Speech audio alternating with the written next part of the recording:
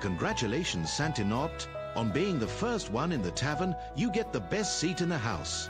The rest of you will just have to deal with the second best.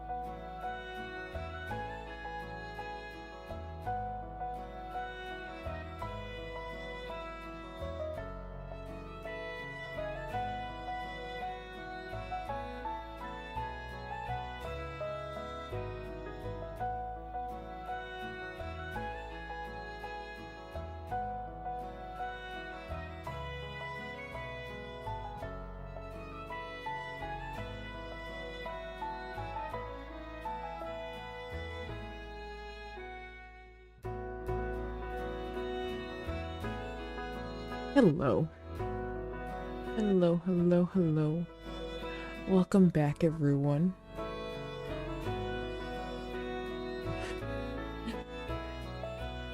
Hi. How you doing? How you doing all? Congratulations, Sentinel, on getting first. Hello, Navarre. Hi, Chaotic.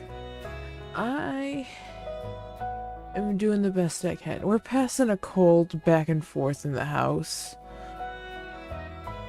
I'm not sure if it's my turn with it or not. So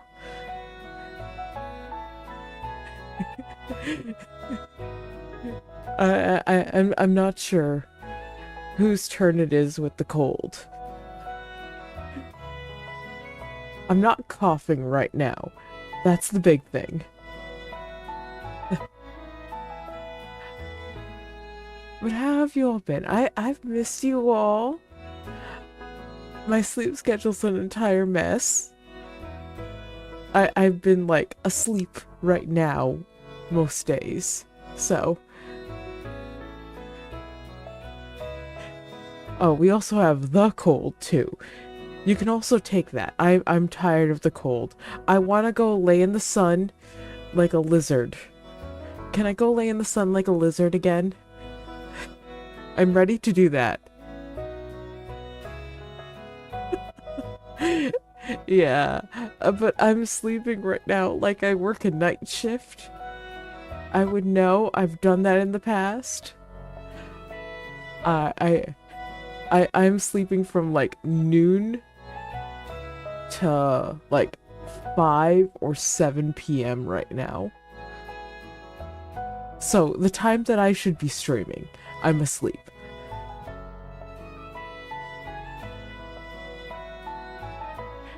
We just don't want to work in the snow. Oh, we have snow. When we're actually, I think we're expecting more snow tomorrow. Uh, I actually need to take a photo of the snow we have right now, because we still have snow from the last snowstorm we had. And I need to send that to my friends over on Discord. I think there's still like a good foot, maybe like a little over a foot of snow from this last snowstorm on the ground, and it's horrible. I sent photos from the last snowstorm, because I had to go out like shortly. It hadn't even ended. It was like when it was starting to taper off.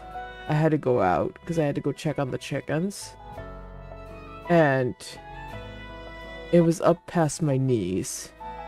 Like it was like up to my, like, I think it was like around, I forget if it's like around mid-calf, lower mid-calf, something like that. And I was just like, we have this much snow. And a new friend that I have that's over in, I believe, like England somewhere, was just like, that's a lot of snow. I'm just like, yes. Your entire country would be buried. They would not know what to do with themselves if you guys got this much snow.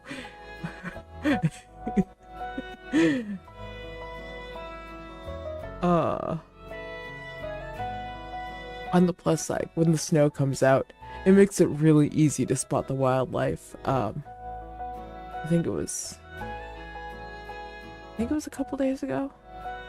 I was sitting here and I watched the deer walk by.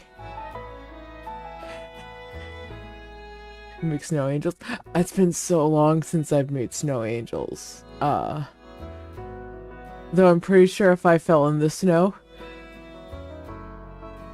I'd need help getting out of it. I'd just be laying there just like, help! Someone come get me. It wouldn't be a snow angel by the time I got up. So I'm gonna have to roll over to get up.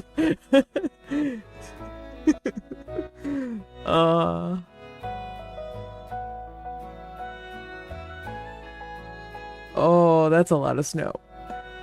Make sure you dress warm. A good warm clothing and proper equipment definitely makes a world of difference when you have to go out in the cold.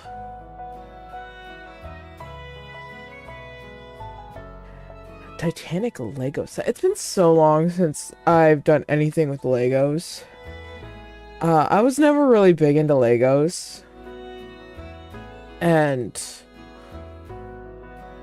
to me, like, Lego sets, they're just too expensive.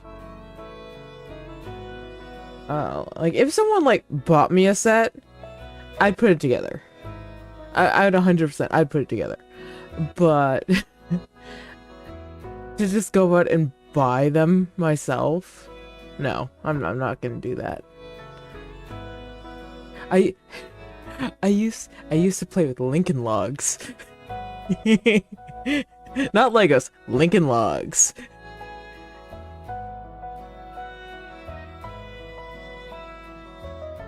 Oh, that's a really cool Valentine's Day gift. Excuse me, why are you making noises at me?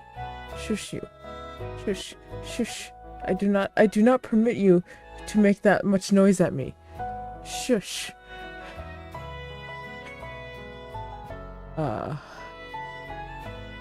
I don't have my headphone in, so my phone's making noises at me out loud. I have noises coming at me from both sides. One side my phone, the other side's the cat.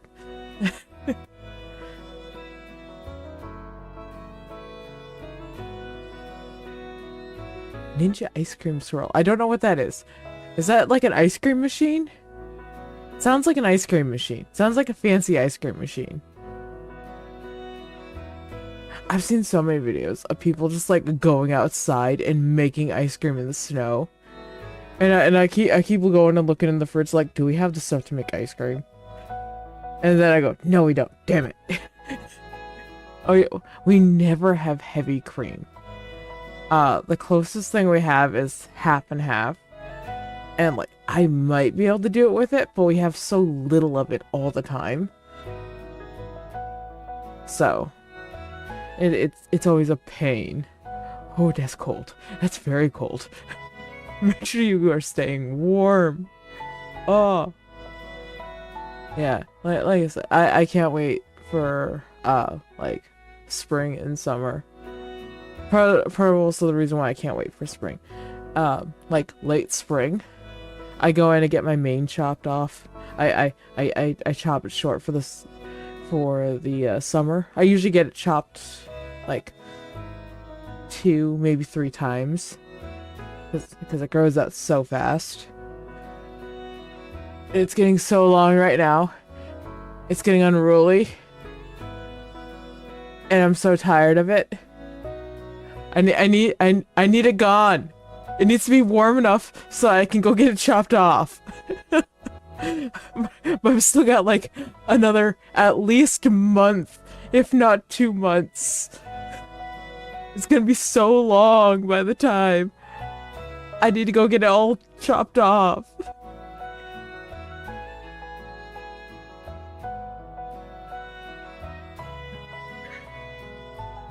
Oh, that sounds so good. That sounds so good. Chaotic Skeeve ordered a cheese platter. Now that's a lot of cheese.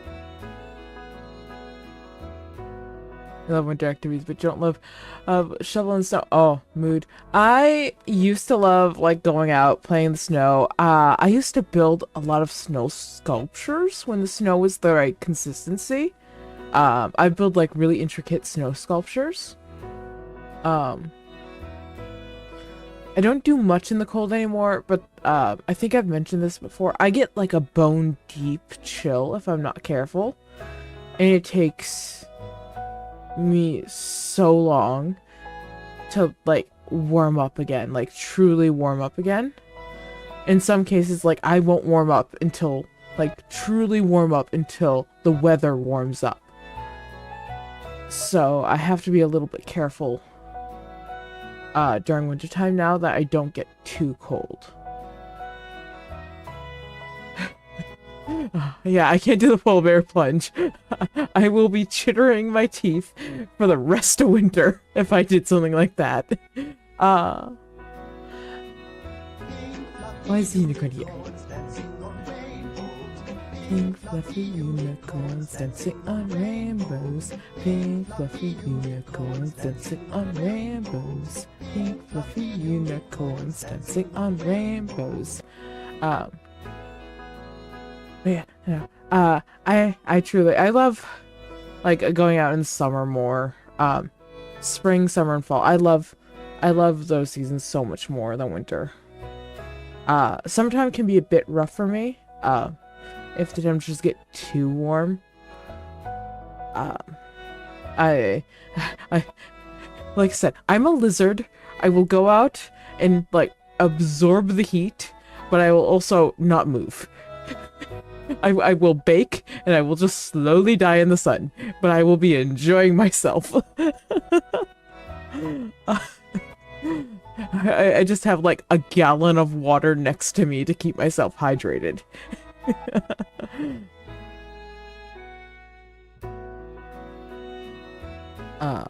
But I love like going swimming. I used to do, I've mentioned I used to do a lot of hiking, a lot of camping. Don't do this much anymore. I love going to like festivals and like pop-up events and art events. I love doing stuff like that. Even if I don't get anything, I just love going to them and like talking to people.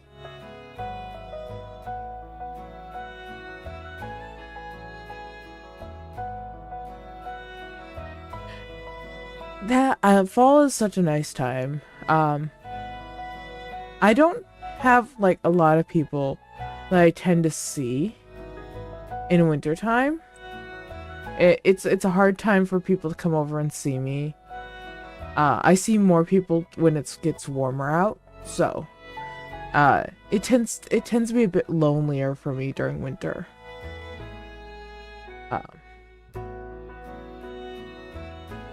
Hello, Shirio. How you doing?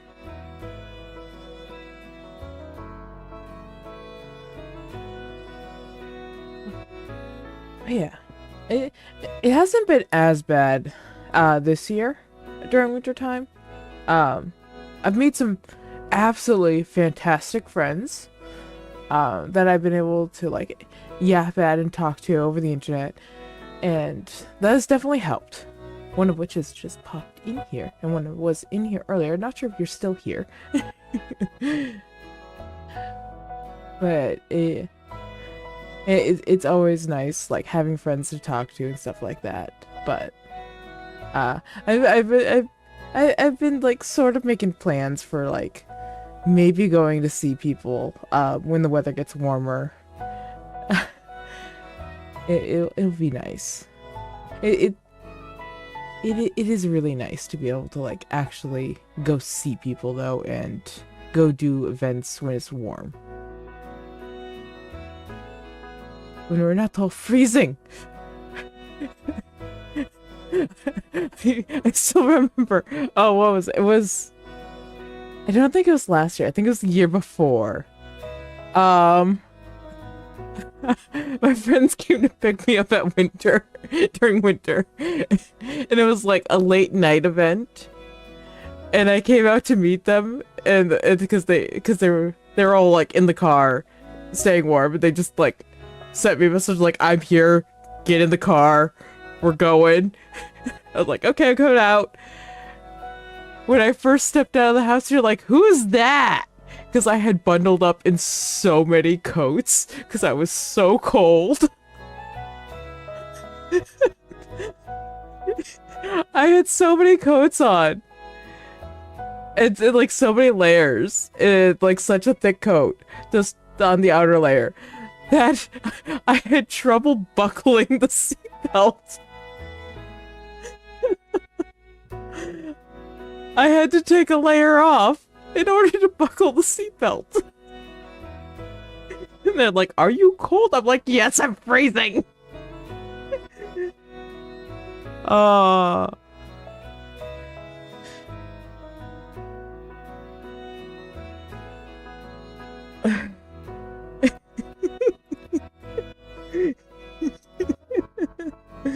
Yeah. Definitely a lizard. I'm a hellhound. I come from a fiery place. It's very warm there. When the fires go in this household, I basically sit on them.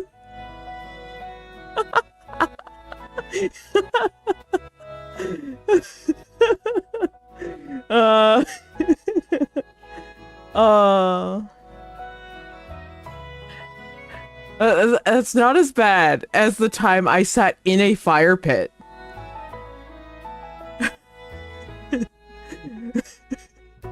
Yeah, no, I've sat in a fire pit before.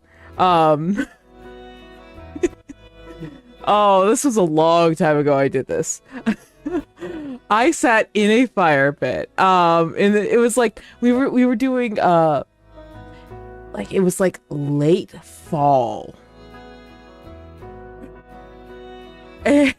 And we were off at this campground that we hiked to, and we were the only ones there. It was a big group of us.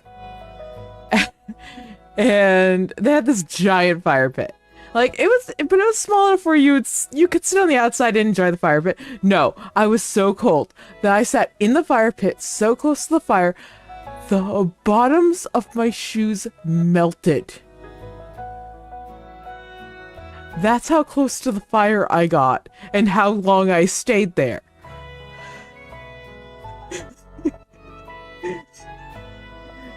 To be fair,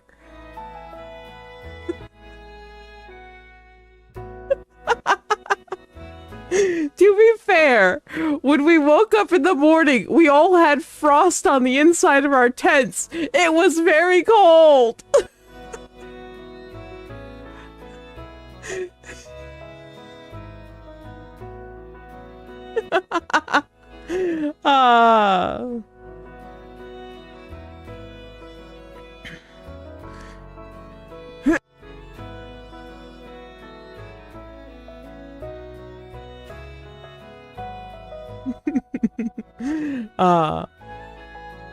Oh, I could tell stories that would have you guys all very concerned.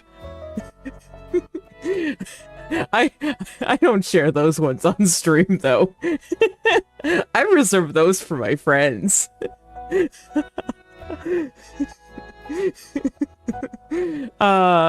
Some of you in chat have heard those.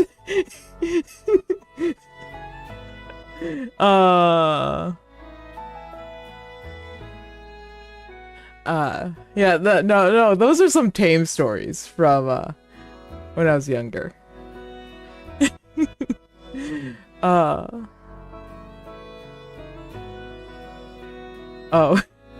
here's another good story from when I was younger. I went on a boating trip. We were in rowboats. Once again, it was a big group of us.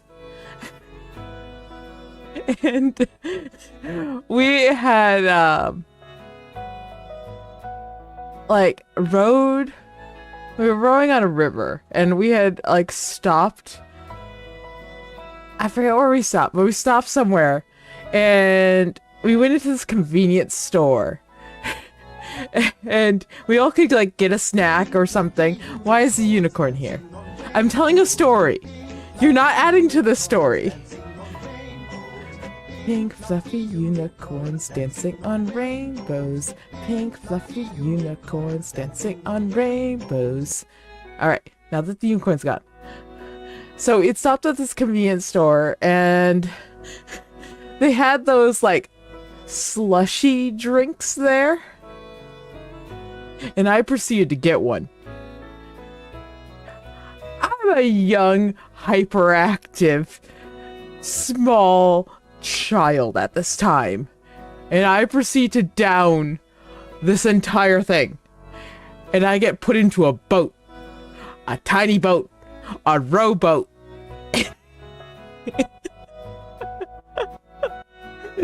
So I'm in a rowboat on a sugar high. Practically like I'm vibrating. I'm just like, I have all the energy. They proceeded to stick me on rowing duty. I was rowing so fast, it was so much power. The boat was coming out of the water. And I was doing, and then I would go from the back of the pack to the front of the pack of people, then back to the back of the pack as they had me turn around because I was going too far ahead.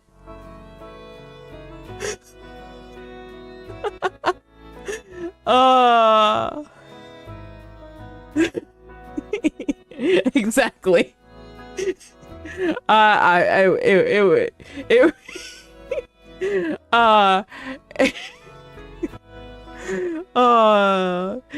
was a time. It was an absolute time. And it wasn't even like one of the other kids that was in the boat with me. It was one of the staff members that was with us. And the poor staff members, like in the front of the boat, holding on for dear life, just like, oh God, I'm going to die. And I'm just like, row, row, row your boat gently down the stream. It's going full speed ahead. And night, welcome in. You've come in on unhinged story time. How you doing though? Do I have any other good stories I can tell you guys? Let me think. I'm not sure if I have any other good stories off the top of my head. I've been sick. We're playing the fun game in this household of pass the cold. And it keeps getting passed back to me. And I don't want it anymore. I've had it like 3 times. It's like a 24-hour cold. You get it, you feel like shit, then you pass it on.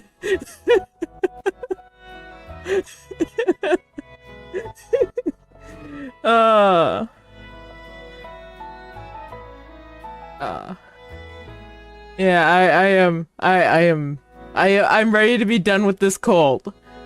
I'm about ready to run through the house with Lysol, just like spraying it like it's Febreze. Just be like, no germs, spray Lysol. Hi, what do you want? My cat is here. Hello. Do you have icky eyes? You do have icky eyes. You're gonna get your eyes cleaned if you try to rub your face on me. Yes, you are. You're gonna get your eyes cleaned. He's like, I don't want my eyes cleaned. He got his nails trimmed the other day. He was not happy about that. He was a whiny boy about that. Not as bad as his sister. His sister, I thought she was going to bite my hand off.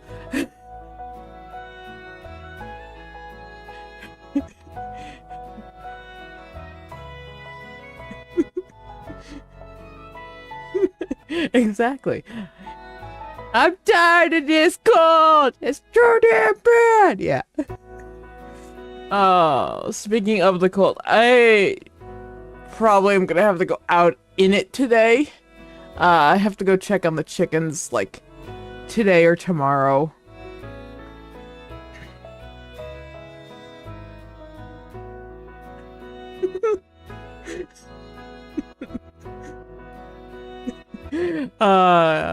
Yeah, in that boat, I was the equivalent of SpongeBob driving. I didn't hit anyone, though. These chipkins. I have to go check on the girls. I have to go make sure that they're all doing all right. Food, water. Collect any eggs that they have from it. Yeah, the equivalent of floor for me back then was hand me sugar. Yeah, we go see the ladies. One of them super friendly. You can call her name and she comes over. And like, so it's like, she comes over and like, hello, what's going on? How you doing? You got something good for me to eat? No? Oh, you're gonna give me pets? Okay. I'm okay with this. I still miss my first batch of chickens. They were wonderful. Absolutely wonderful chickens. They all had names. They all knew their names. And it was one of the best roosters you could have ever asked for. He was a proper gentleman. Oh, we've never had a better rooster.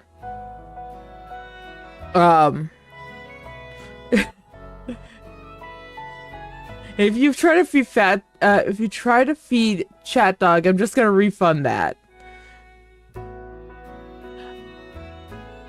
But yeah, our first rooster that we had, the worst he'd do to you, is if you were outside sitting on a bench, he'd come over and he'd peck your toe, and that was him telling you, "Scoot over, I want to jump up next to you." And he would jump up next to you and sit down. And he'd sit there with you. And you could pet him. He was a good rooster. And he took care of his girls. He was very attentive.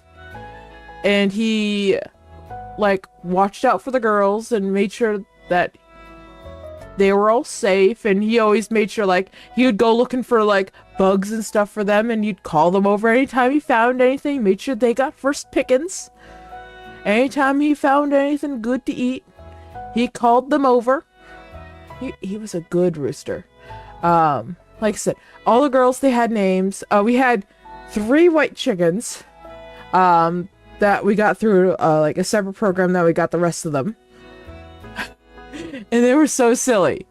During summertime, you'd find them all laying in a pile together, but all you'd see was a pile of white feathers. You wouldn't see any feet, you wouldn't see any heads, because they would all tuck their heads underneath each other's wings, and they'd spread their wings out over top of each other. So all you saw was a pile of white feathers.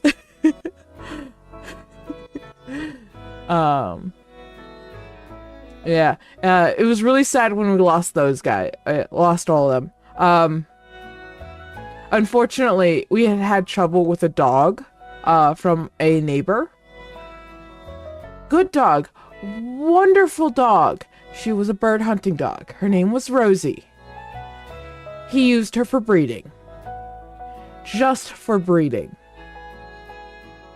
And she had run over to our property a few times, luckily without the chickens out and about, because we let them free range a lot.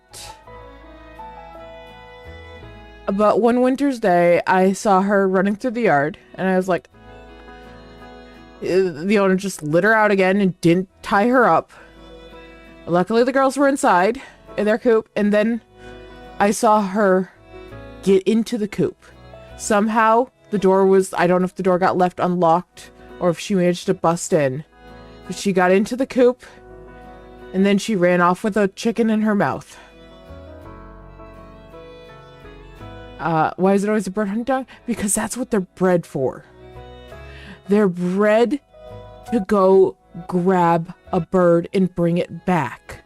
That's what they're bred to do. Can you train them not to do it? Yes. Does it take a lot of work? Yes, but instinctually, that is what they're meant to do. So, I went outside, and like I didn't even like I don't even think I threw on a jacket really. Maybe I threw on like a sweater. I threw on boots. I didn't even like have like proper winter gear on at all. And I just yelled, "Here, girl." She came over and sat right next to me. Good dog, bad owner. That's what that was. She was a lovely dog. Very affectionate. Pretty darn well trained too. Bad owner. She was used for breeding and that was it. She just litter after litter after litter. He just saw her as a way to make money.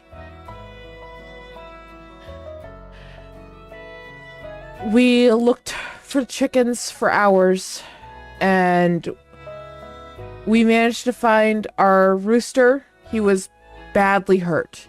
He put up one hell of a fight. He was barely alive. We put him back in the coop. And we kept looking for other girls. For the rest of the girls. And we could not find anyone. At least no one alive. The next day, someone went out to check on him. And as they were walking out, they saw one girl.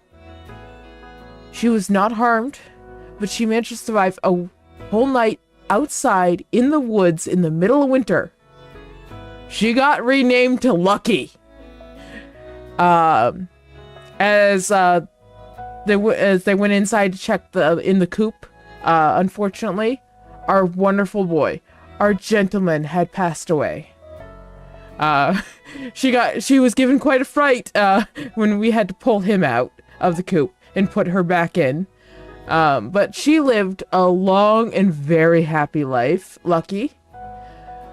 She helped raise several rounds of chickens and show them around and how everything worked around here and how like the best spots to forage and everything like that. And she died of old age.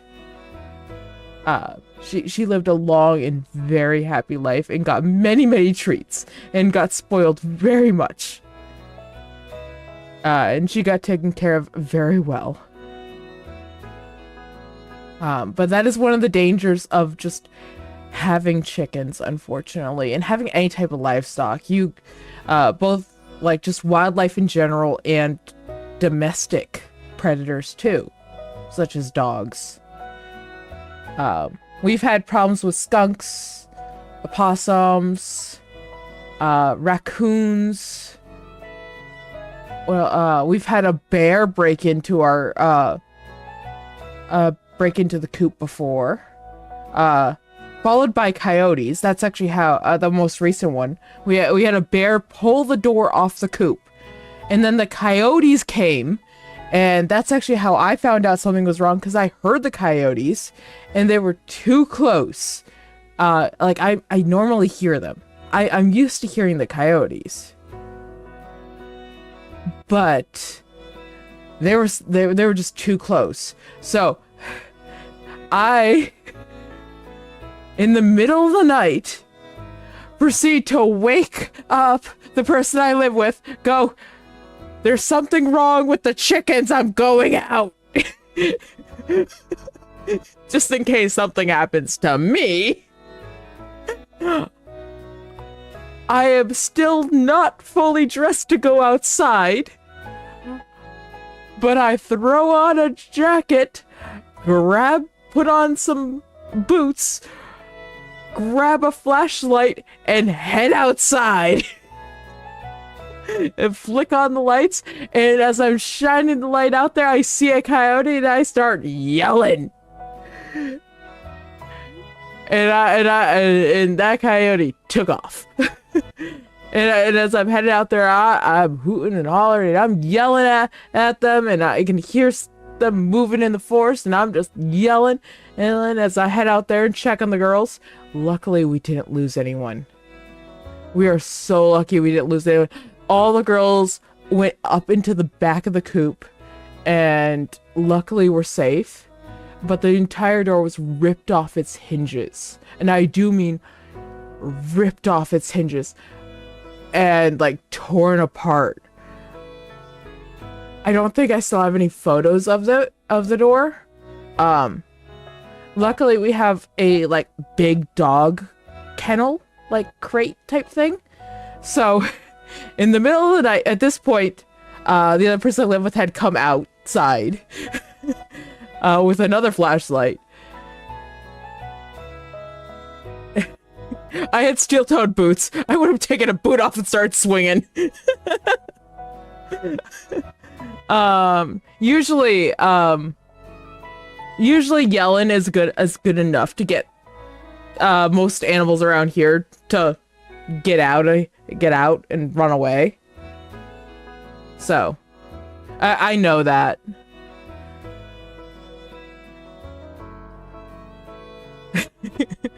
But I had gone, like I said, the other person had come outside, and I was just like, okay, you watch the girls, make sure none of them come out of the now destroyed door. I'm gonna go get the dog crate. Because we keep that in a different shed. And I proceed to go get the dog crate, drag it over, put it together, put it up on the end of it, so it's like standing upwards, and the metal door's like facing up. And I flip it open, and then I proceed to climb into the coop, because it's not a big coop, so you can't stand up in it, and start pulling the girls off the roost, because they're up behind some, like, it's really hard to get to them. That's part of the reason why they survived this encounter. So I start pulling them down. They're all just big upset. They've all just gone through a whole encounter. They're all big upset. It's the middle of the night. They're just like, I want to go to bed. Grumpy old girls. As I'm pulling them down and then shoving them in the dog crate, and like as soon as I put her in, shut the door. And I proceed to shove, I think it was like 8 chickens into this crate or something like that. And then we work together to drag this crate into the cellar to keep them safe for the night. Let me Fair warning, an ad is incoming. thank you, Lenore. And I proceed to yeah. The bear was trying to get the 10-piece chicken nugget deal. They did not succeed. But yeah, by the time morning came, let me tell you, the cellar stunk. It stunk so bad. But I got the girls out. We had someone come over, help fix the door. All the girls were fine. Someone laid an egg in the crate. They ended up being fine. But yeah, we reinforced that door. Come spring, we're going to reinforce it even more. So. They scared an egg.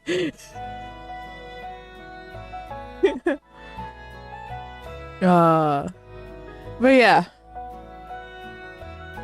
It got one of the girls to start laying an egg. One of the girls started laying an egg after that. We went out there shortly after that incident. We were just like, I don't recognize this egg. Who started laying? You should have been laying a long time ago. Who started laying?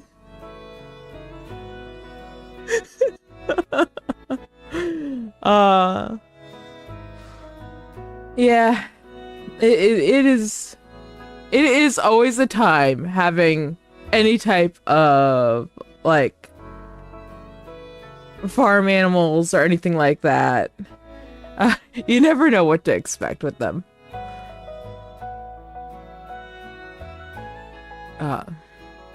Yeah, I've had to, like I said, you get your ups and your downs with, when you deal with, having animals like that.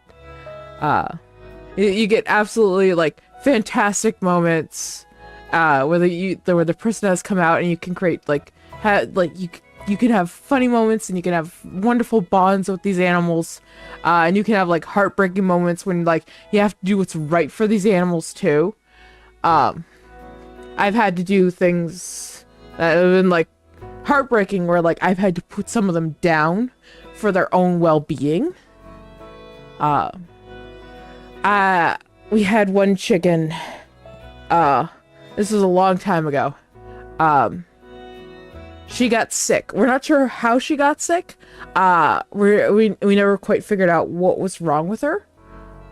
She's the only one that ended up like having this, so it wasn't something that was contagious. Luckily. But she's just got really lethargic. Didn't get up on the roost. Didn't want to move. Wasn't eating, wasn't drinking, and then she started burning up. Like she was hot to the touch, and you could just tell she was suffering. She lost the will to live, and she was done fighting. She was just done, and she was just suffering at that point. So I had to make the call, because even though at that point, like, I was still young. I was still in school at that point. I should not have been the one to do this. At that point, I was not the primary caregiver of these chickens. I should not have been the one that had to do this. I had to go out there, and humanely euthanize her. And that's not something I'm going to get into, like, how I did it here. But I will say this. I did it as quickly and painlessly as I could. So, like, she was gone, and I made sure she was gone instantly. So, and that is part of the hard side of keeping animals like that. Sounds traumatizing. It, in a way, yes, but in a way, no. I had already, like, for quite a while, wanted to have meat rabbits. So, like, I had already come to the term of, like, I want to own an animal that is a food product that I would raise and process myself. And, like, I would care for this animal for their entire life. And I would care for this animal from their birth to their death. And I would be the cause of their death. But I would make sure they had the best quality of life for that time that they were with me.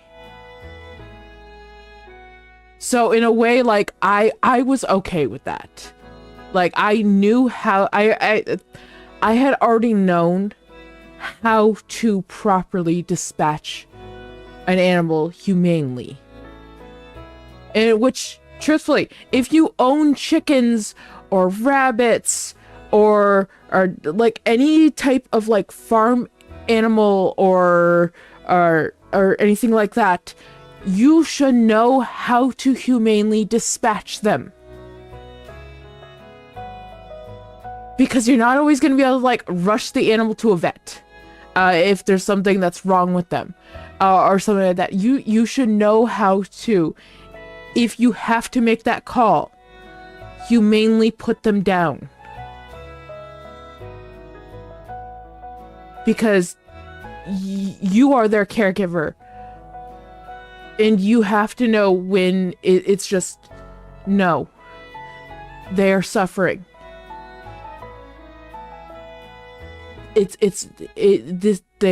They are in too much pain. It's not worth it. And you should be able to do that. And at least that's my belief. Like, if you're going to own these animals, you should be able to do this.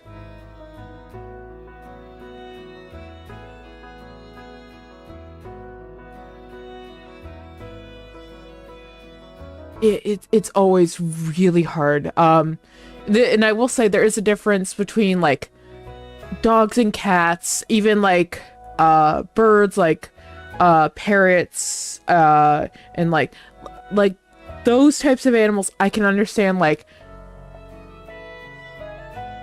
you might want to take those guys to a vet.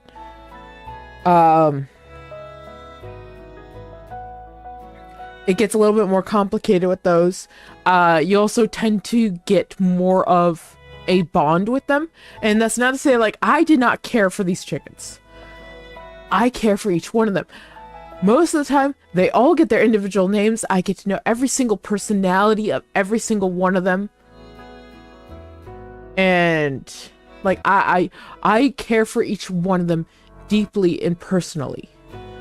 And does it hurt when I have to put one down? Yes. There was only one that I did not. And he was a mean rooster. I had been threatening him with the pot for years at that time. By the time I was given the go-ahead of, yeah, go ahead, I practically skipped out to the coop.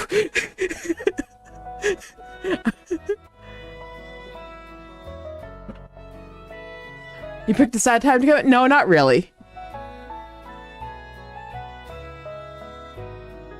Well, maybe a little bit, but yeah, we're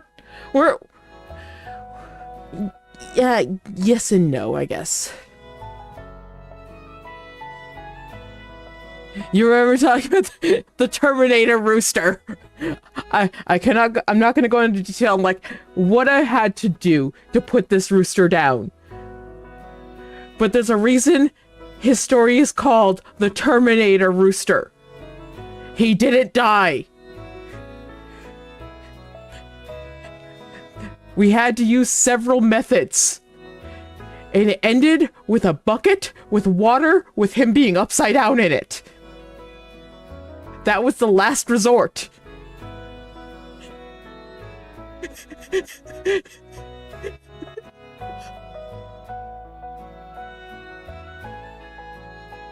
He hated the poodle, but just sent it to you. Yeah, it's always really hard. Like seeing a family pet go. Even if they're like you were a little bitch.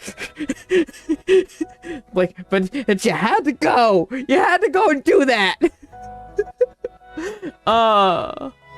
It's almost like one of my cats I had. He hated me. He hated me so much. One of the reasons we knew something was wrong with him is because I could approach him and pet him. He'll be back. All right. You take care of yourself. If you don't make it back. He was like, nope, not gonna go. Yeah, exactly. It took so much to end that rooster. As the unicorn comes in. Hello. Dancing on rainbows. Big fluffy unicorns dancing on rainbows. But how you doing there, Bacon? What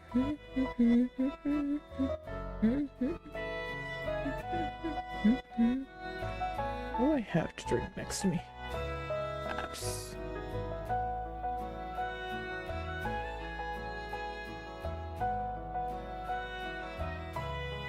You'll do fantastic.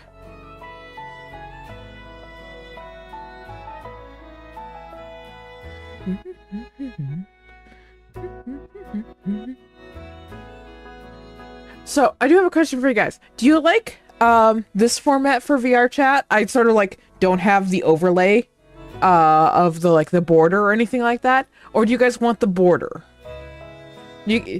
What do you guys think of this? Without the border? You like it better?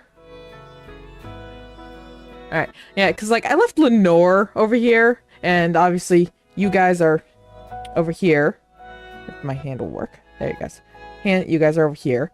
But I also left the goal up here. Which I still need to fix this. I'm gonna be changing this instead of to like a gaming night. I'm gonna change that to be like a steady goal, so it's not gonna reset on us. And I'm gonna change it to the amount needed for a cat cam, which means it's gonna be a very big goal. Okay, it's gonna look really, really big. Okay, it's gonna look really, really big, but it's gonna be what we need if we want a cat cam. Okay.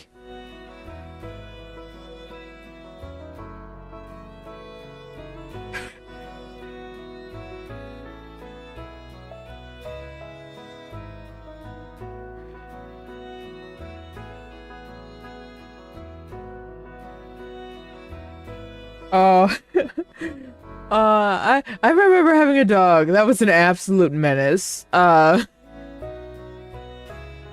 I was younger, like to me, like he was wonderful, but like I couldn't walk him. If I tried to walk him, I got walked, and then he ran around the neighborhood for like the next 2 hours.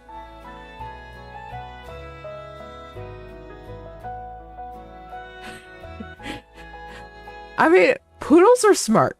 Poodles are very, very smart. They're one of the smarter breeds. Definitely.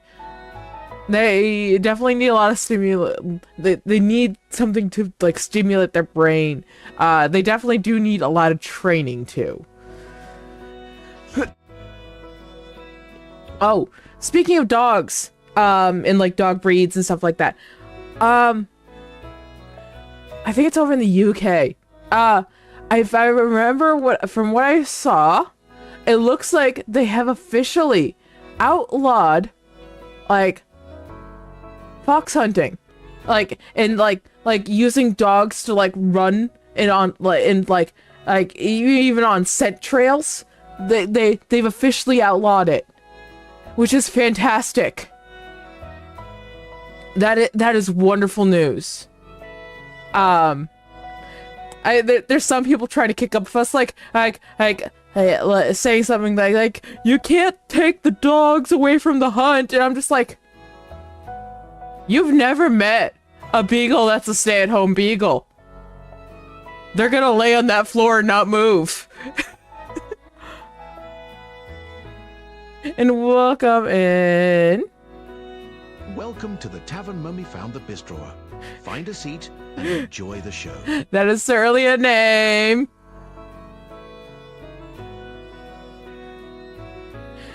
Do you have something you actually want to get called?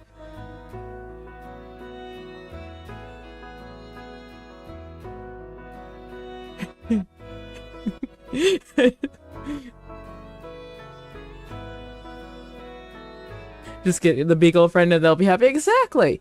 Not to mention, like, from what I know of, like, how the like hunting beagles are treated over there, and for those hunts, they're not treated well. They're not treated well at all. So.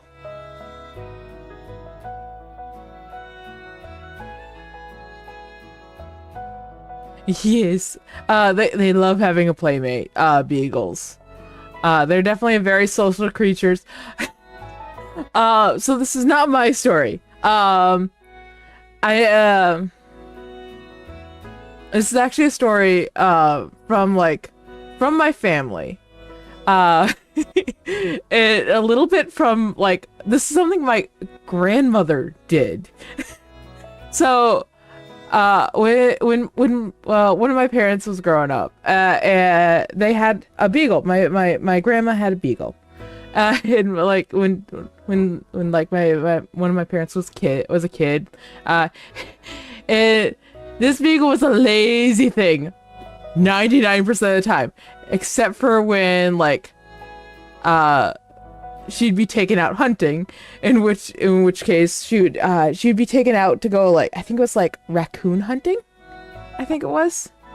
In which case she'd go out all night and then she'd drag herself home in the morning. But every day when the kids would come home from school, she would like run up and like just slam herself against the screen door. And that's how she greeted the kids. When they would get home from school. And one day, I guess like she had to go to the vet or something like that, and my grandma didn't want the kids to be disappointed. So she herself slammed into the front door while like on all fours and just like fell over on the floor. And that's how they found her. Like, she wasn't hurt or anything. But it's just like that was my grandma. that was just like, yeah, that was grandma. I have some wild stories from my family. And that's from the tame side of my family.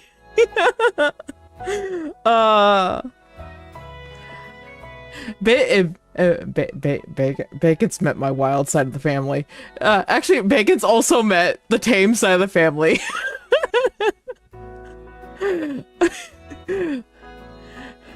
Bacon. The tame side is the ones with the pumpkins. The wild side's the ones with the Nerf guns. You can attest to this. The wild side, when they throw a party, you never know what's gonna happen. I think the first time I brought you over to the wild side of my family, I think that was the time that, like, by the time night fell, someone brought out their fire dancing kit and just started dancing with fire.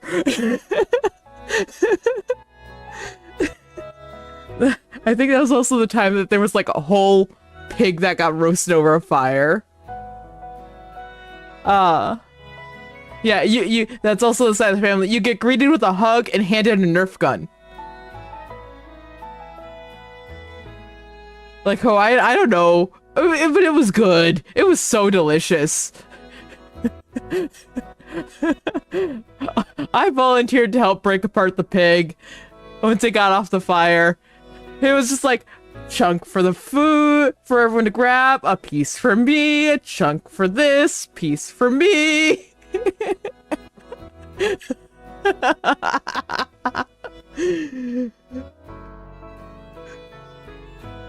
It's Nerf or nothing, exactly. Yeah. The Nerf gun tradition started because someone showed up with a trunk full of just like so many different types of Nerf guns, and some were like the like semi-automatic Nerf guns. like it's gonna just like pelt you with so many foam projectiles so fast. And a group of us went up and like we all grabbed one, and I forget who our target was, but we all just like came around the corner of the house and just started going at it at someone, and it was just beautiful chaos. Ever since then, now we get tiny ones that like are like you only get like one shot, then you have to reload. Yeah, and there's like little like the little darts are just like everywhere. So you can just sort of like reach down and just pick one up. Yeah, we always have games set out. She has a really big yard, big house too. She used to, the person who hosts always, she used to own horses, so, she has quite a bit of land. I used to go up there and go horseback riding.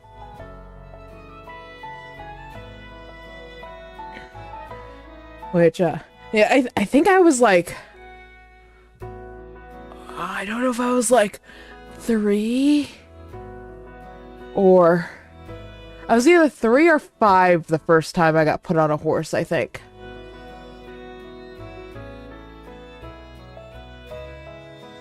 Somewhere, like, it was one of those two, I think.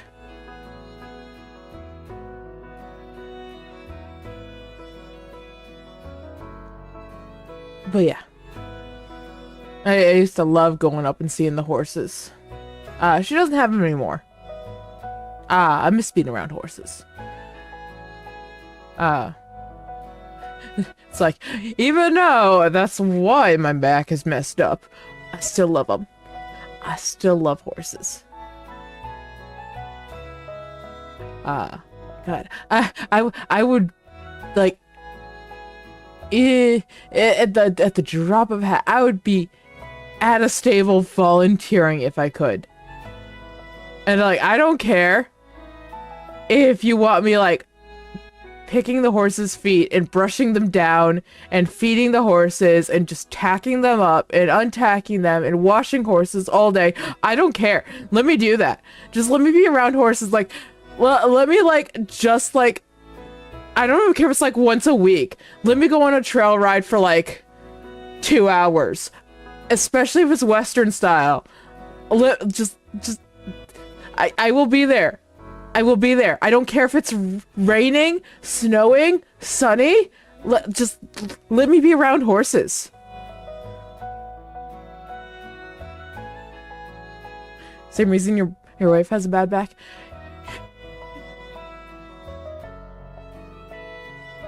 Yeah. It's actually sort of funny how I got my bad back on a horse.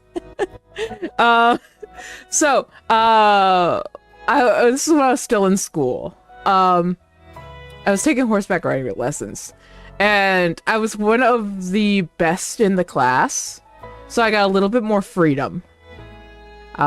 It's not because I had the freedom that this happened. I have to preference that. So I was trotting around the arena, and I was gonna go over a small jump, and I do mean very small jump. It was like a cross. I forget what the exact name of it. A cross jump, like comes to an X, but like the bottom portion of the X like is basically on the ground, and I was gonna go over the dead center. So you guys know how arenas are? They're like down over my hand. If my hand works like this, you know, it's a rectangle.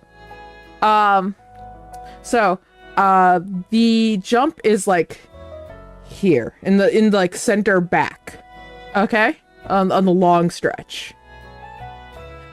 So I'm coming up, and I take this last turn to get lined up with the jump. As I take that turn, all of a sudden I'm going like this. The saddle's slipping, and I'm heading towards the fence. Oh no, that's not good. My head is going towards the fence, and I'm about to go over a jump.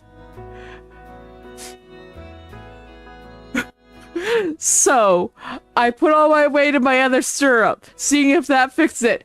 Does not. Okay, time to bail. Kick my feet out of the stirrups, push down on the saddle. She goes forward, I go back, I land on my tailbone. She goes over the jump, the saddle flips all the way around. It's now, the part you sit on is now under her belly. And she just keeps going.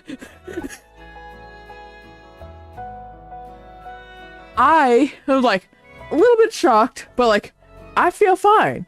Okay, like I'm sore. I just jumped off a horse, landed on my ass. Okay.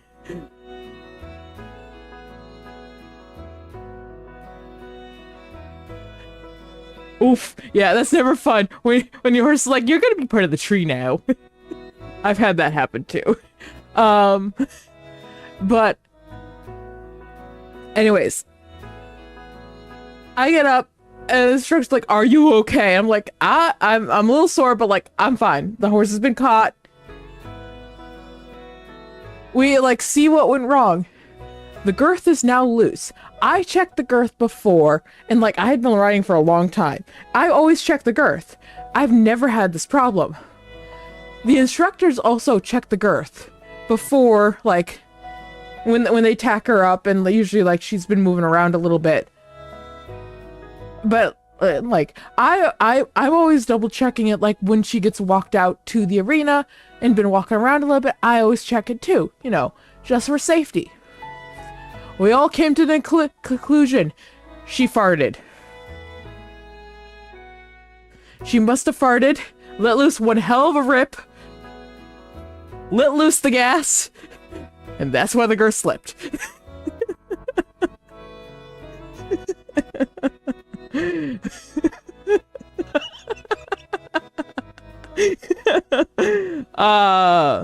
Yeah, so I got back on her, continued the lesson.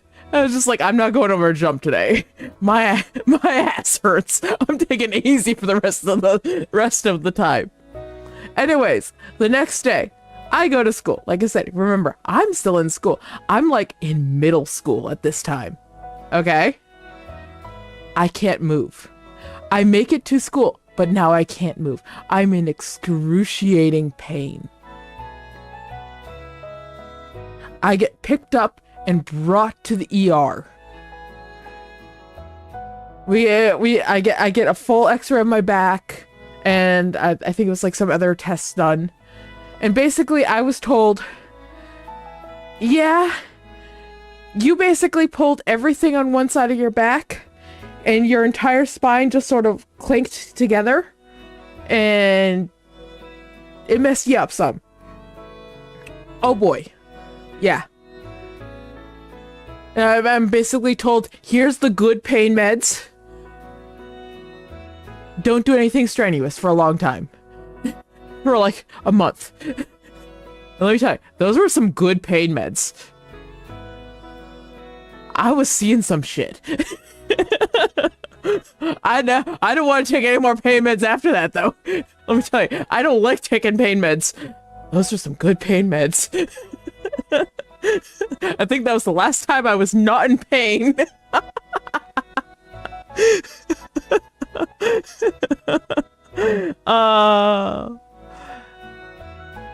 Anyways, fast forward 6 months. This shoulder here is stuck, hiked up, like almost touching my ear. And I can't drop it. Time to go to physical therapy. Yay! We love physical therapy.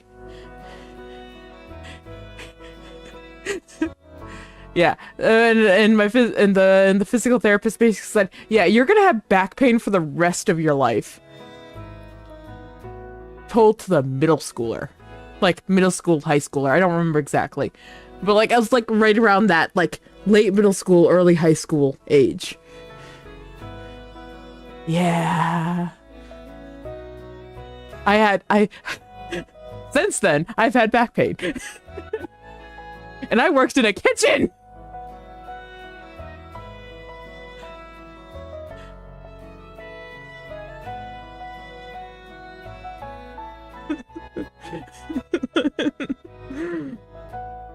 But yeah,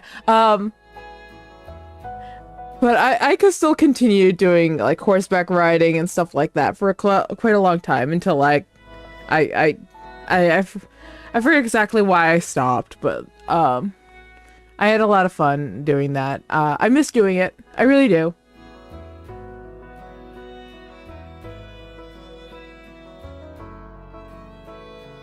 Yeah.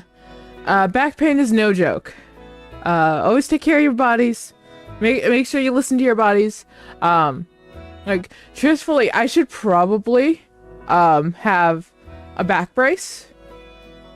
We had a back brace in the house, and I had told people like, hey, don't get rid of the back brace. I sort of need it. It was given away. I was so pissed off. Anyways, the next best thing that I have found besides a back brace, because I have not actually tried a back brace, but one thing I found that did work was actually for a cosplay that I used to do, which is a corset. Let me tell you, if you have back pain, a corset will do you wonders. Oh my god! It's just like your entire back is supported. If you get a well-fitted corset, oh my god. I don't like my corset. I've outgrown it. It does not fit me anymore. I need to get a new one. The cheap corsets. The cheap corsets are like $70 starting price. I'm most likely gonna get like have to get like the $90 one. I don't have that money.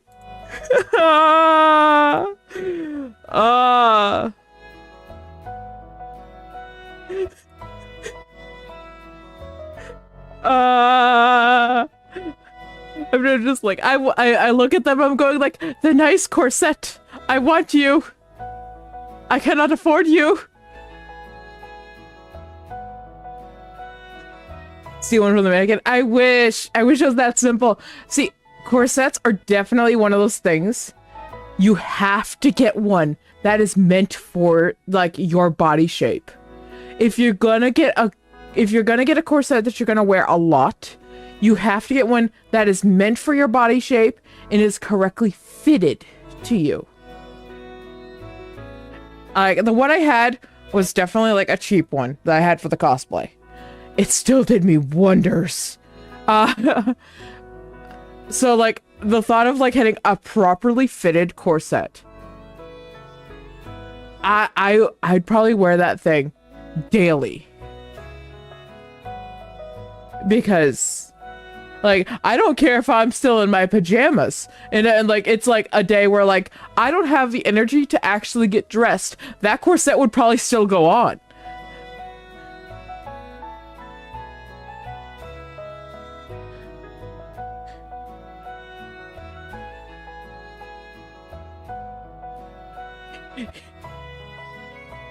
Yeah.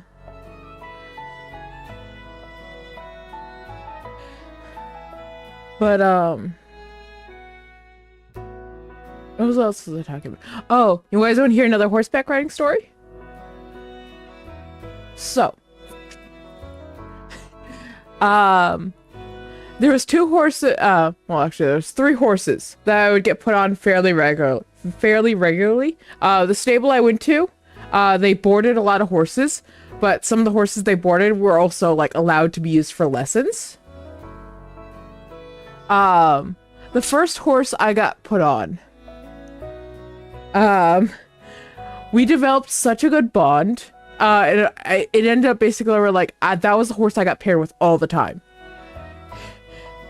We got such a good bond that I could stop this horse on a dime from a gallop, and almost from a canter. I could stop this horse on a dime, and we got such a good bond where I almost didn't have to touch the reins when we were going anywhere, because he just knew what I wanted, what I wanted him to do and where to go, which made it really funny when his owner showed up one day and got to watch me ride him around the arena and got to watch me work their horse.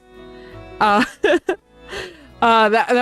was like a really cool day to actually like meet his owners and be like, oh my god, I love your horse. He's fantastic. He is such a sweetheart. The other horse they absolutely loved, but a lot of people were actually really scared of him, was actually the owner of the Barnes horse. And he was known for biting people. He was known for like lunging and biting people. But especially if he was like in a paddock with mares. I couldn't even go in there when he had mares. But like even when he was like tethered up, he was known to like nip and try to bite people. I could go up and hug this horse, which would scare the shit out of the new instructors. He was a wonderful boy. He had his days where he was grumpy though. He was an old man. he had his days where he was just like, I don't want to do this, and I'm just like if you don't do this, you're not gonna like me. And it's like, fine, I'll do the thing. But he was a wonderful horse. Like once you earned his respect, he was a sturdy horse. He was a fantastic. He had one of the smoothest rides, though. So every horse, if you've never been horseback riding, especially on different horses, every horse, like their walk and their trot, their gait is a little bit different. Some of them are a little bit more bouncy, some of them are a little bit more rough than others. He had such a smooth ride. It was so nice. But he was a horse that like they could not put any of the new kids on. You had to know what you were doing. If someone was getting put on him, they had to like know like you are solid and you're not afraid to like pull those reins to keep him in check.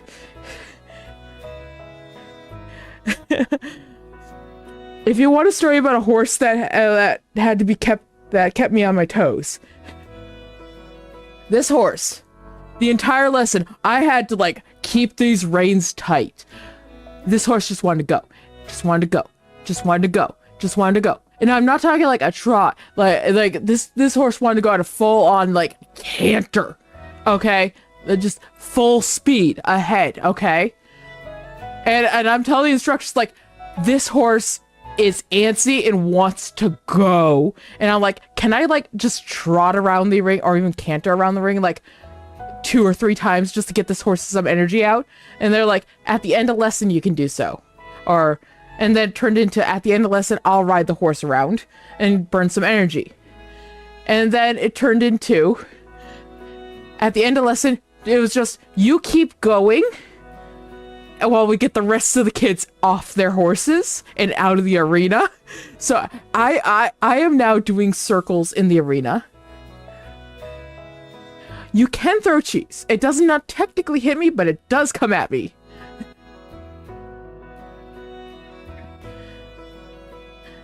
And hello, James. So, they got the rest of the kids, like, off their horses, and they walk the horses out, and all the other kids are out. They finally get me off, and they have me hold the I forget if it was a mare or a gelding.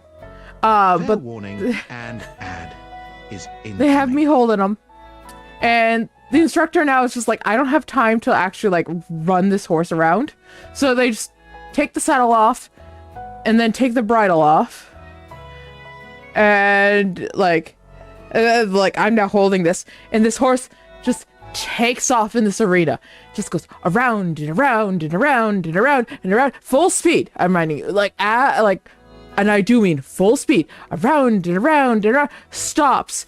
Gets down on the ground.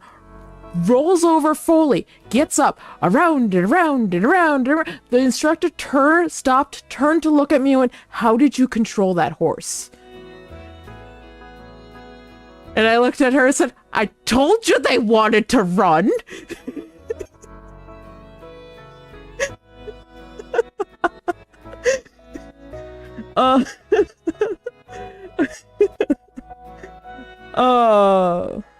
Yeah, that horse just wanted to run. I don't know how many times that horse ran around, but like it was still going by the time we were getting out of there. It's like that was the one time I didn't have to brush down the horse. I just had to go put away the tack.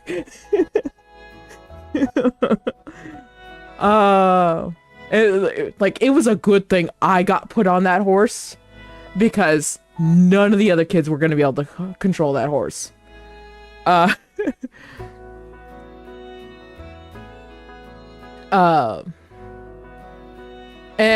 then there was the horse that was still very young. I think this horse was only 2 years old.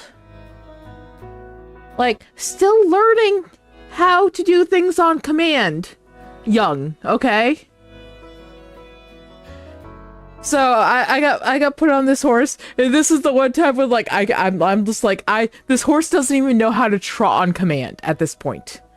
When I first got put on this horse and started working with this horse. That's how young we're talking, okay? An absolute sweetheart. Like, but like very young. Not a lot of confidence. So this is like a very different from the other horses I've worked with. So like this is like you need to have confident hands with those reins. You can't let this one like do whatever he wants, but like you can't be like, okay, you need to do what I want, yank, because that's not gonna teach this little one anything. You need to both have, like, sturdy hands, but soft hands. I was able to get this horse to trot on command for the first time. And the instructor's jaw dropped. And then asked me, do you think you can get him to do that again? And I was like, I can try. Is like, are you okay if we like film this to send it to his owners? I'm like, sure. Because the owners had not even been able to get this horse to trot on command. I was the first person to do this. So the owners of this horse got to watch me get their horse to trot on command for the first time. Technically the second.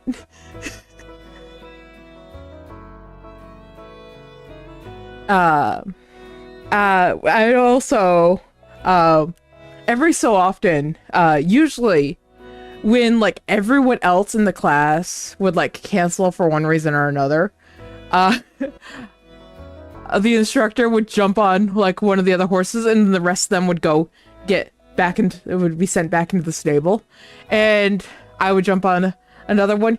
Usually it would be this young one, especially later on when I was taking lessons. And we'd go on trail rides together, through the woods. This little one did not know how to handle puddles. Standing water was a huge. It's just like, oh God, what is that? How do I deal with this? What do I do? What do I do? What do I do? Every time we came across a puddle. Every time. He did not like puddles. Yeah. So, the amount of times I got a face full of branches and leaves because he went, oh God, a puddle! I'm just like, oh boy, it's leave time. We eventually, he got up the courage to like go through puddles. Usually, by the time I stopped taking lessons, especially with him, he still needed like someone to go through first, and then he would follow through. But he wouldn't go through first. He still did not have that confidence. Exactly. Are you sure this water's sanitary? Yeah, that was him.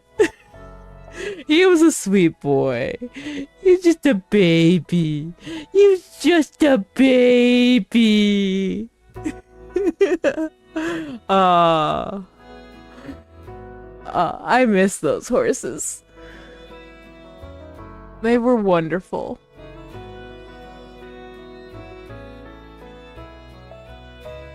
They were precious, and I yeah.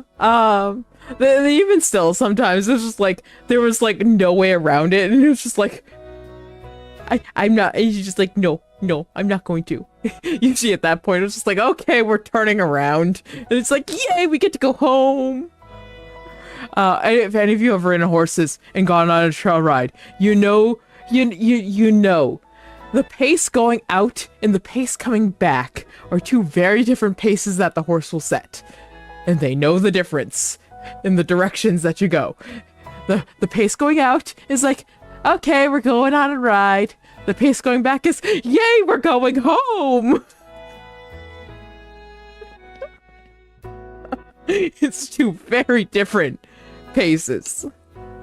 But I love them. I love it. I love it so much. It had brung me so much joy. Exactly. Food.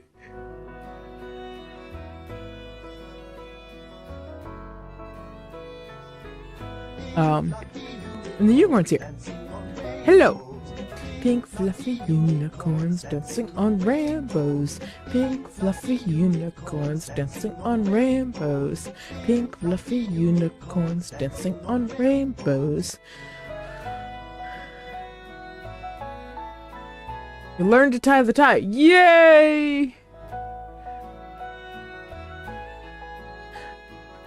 So, I used to like go over. I would still do like lessons in the middle of winter.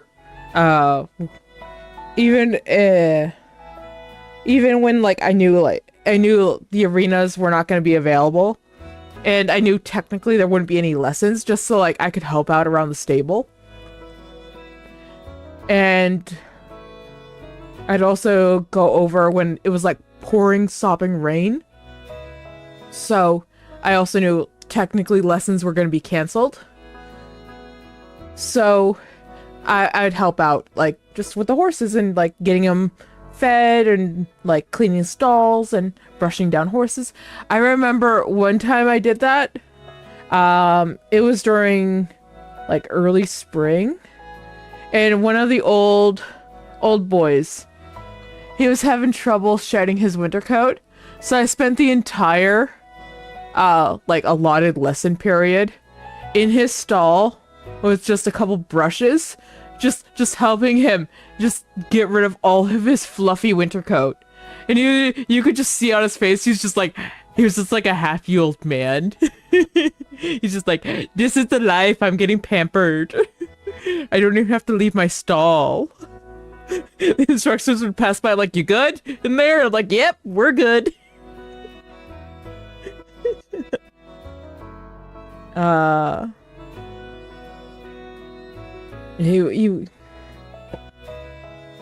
yeah, it was always nice. Taking care of all the horses and stuff like that. I also used to go to, I didn't get to participate in them, but I used to go to them and like enjoy like looking at all the animals and talking to all the people. Like a lot of the 4-H shows, I think they were called, like the animal like showing shows. I distinctly remember going to like the rabbit show or something like that. I think it was. Was it rabbits? I don't remember now. It was so long ago. It's always cool going to like going over and being able to like talk to people that like raise them and stuff like that. And raise animals and just like being able to experience that type of stuff. Some of them can be very standoffish and like they don't want to talk. They just like I don't want, no, I'm not gonna talk to you. No. So some of them can be very, very I don't think prudish is the correct word. Stuck up? I don't know what the correct word is, but like but some of them are just like they feel elitist. That's the word I'm looking for. Elitist. Others are like, you want to talk about like rabbits? Okay, we're gonna sit here and talk about rabbits for like the next 3 hours. It's like I've had, they'd be like, okay, I've had a wonderful time, but like I need to get going. I'm so sorry. Oh, did I just hang on a second? I think my finger just like popped out of socket or something like that. Give me a second. See if I can fix it.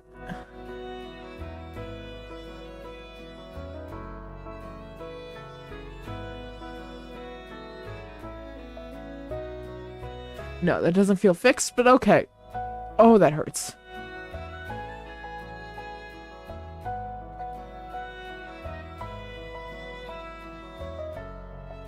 Maybe that's... Nope. I don't know. I'll figure that out later.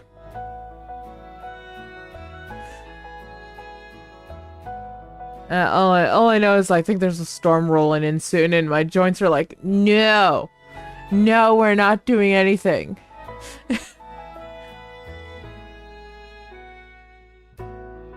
Yes, I am. I'm putting myself back together. That's why we're doing this today. That way I don't have to be like moving around so much. I can sit back and just sort of relax. Like, my original plan was actually, like, fully be in VR. So, like, I could actually, like, get up and move. But, then my body was like, no. We're not gonna do the whole get up thing. So I figured since I'm gonna be just sitting here, we'll do the, like, better facial expressions.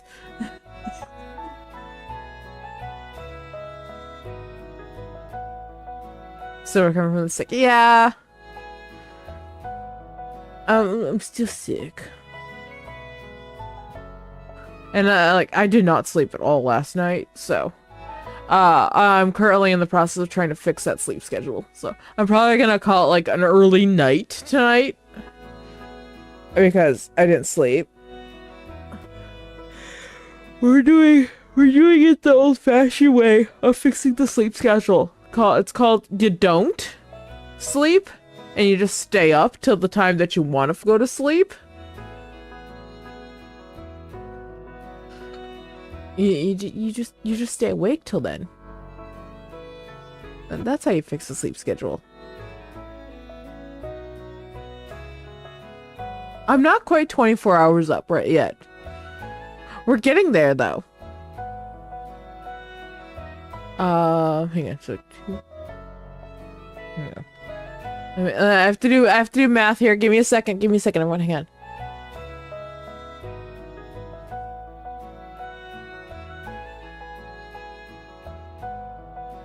About 4 more hours till it's like been 24 hours awake.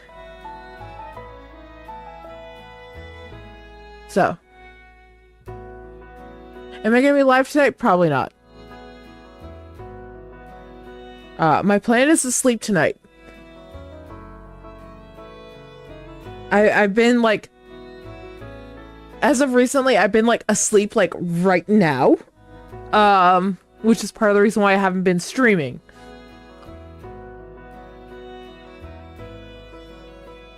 So, I'm trying to fix my sleep schedule so that way I can stream at my normal times. One thing I have been thinking about, however, is switching back to late night streams, like full time, instead of doing these daytime streams for me. I know for some of you this is late night. But what do you guys think about switching back to late night streams? It'd probably be like about the same time that I've been.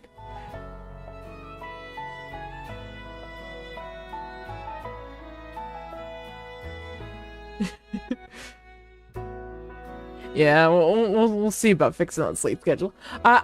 See, here's the thing. I naturally, like, stay awake more at night. Like, naturally, that's what I do. My body always does that. It always circles around to sleeping best at night.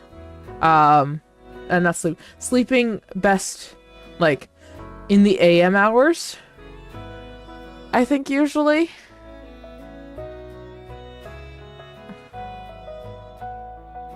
Yeah.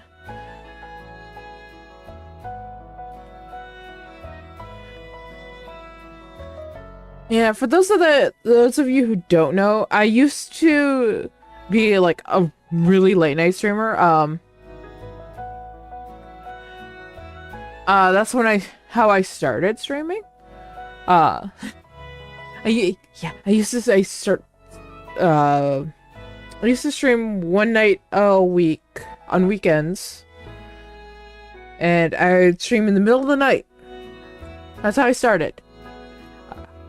And I would only stream for like an hour and a half, 2 hours, unless I got like really invested in a game, in which case there was a few times when I saw the sunrise.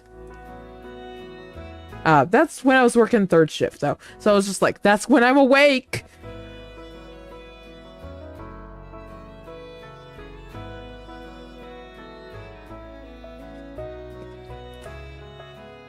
I just realized there's a cool world I can take you guys all. That's not this world. This world's really cool. It's inspired by like a mashup between, I think it's Bloodborne and Dark Souls. I forget exactly like what parts of them, but yeah, it is a really cool world. Do you guys want to switch worlds? I'm gonna take you to the library.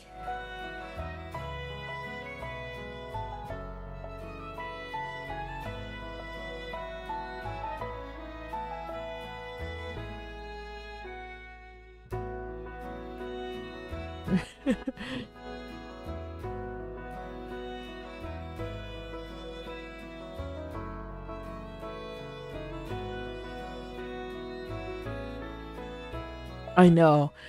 For some of you, if I switch to my late night streams for me, it'll be like morning streams for you.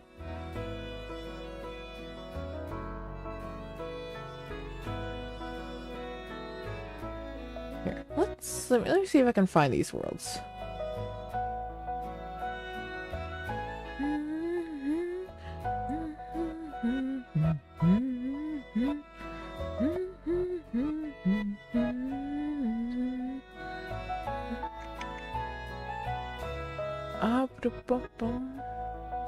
Where's...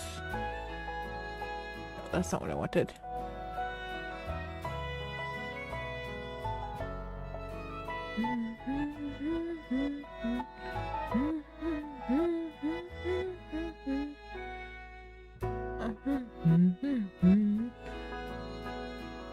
Alright.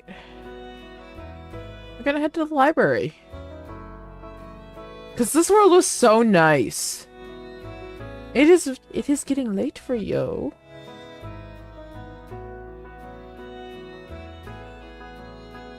Yeah, let's head to a dream world. Quite literally. No one panic. Don't worry. I know the screen went funky. I don't even know what it looks like. I'm gonna have to give you guys like a better background screen for when I just thought it's like funny I can do when I do VR streams. I could like just take a funny photo in VR and have that as the background. It'll change every time. So if I switch worlds, it'll look different each time. Oh, that'd be fun.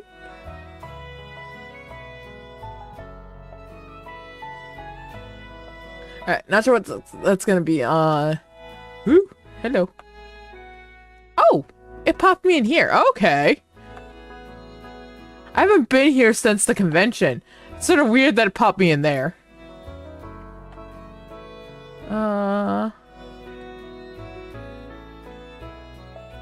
Give me a second.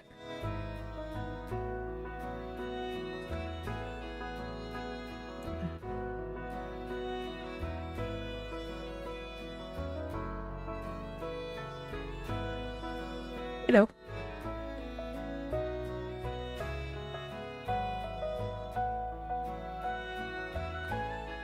Alright. Let me see if I'm facing the correct way. I am.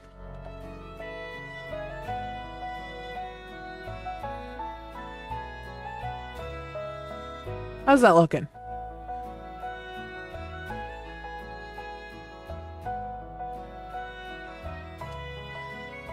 They were actually really quick at getting the Worlds for Virality out for everyone to go and explore and being public worlds. So this is Library of Dreams, if I remember correctly. Furry Somna Library of Dreams. Yep. Alright, good luck, Bacon! Everyone wish Bacon good luck!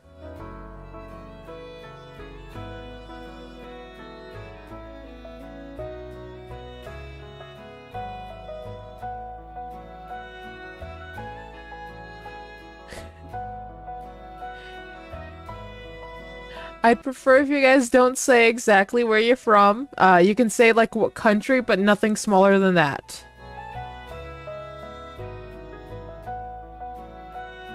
We practice internet safety here, so.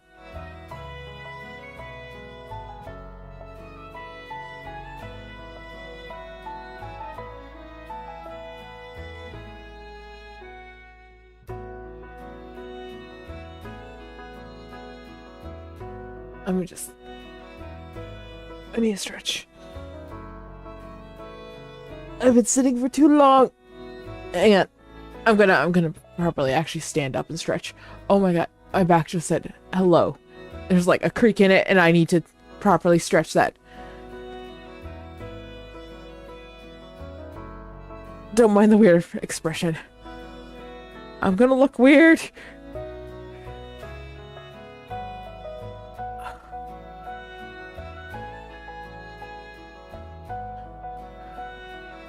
Okay. That's better.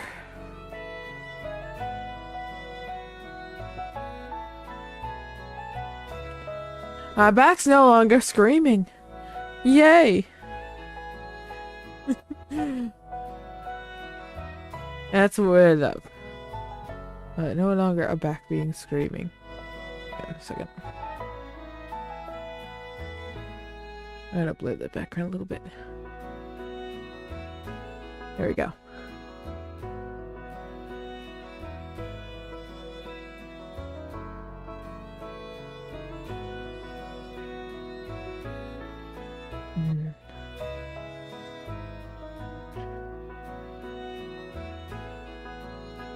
You guys talking about food.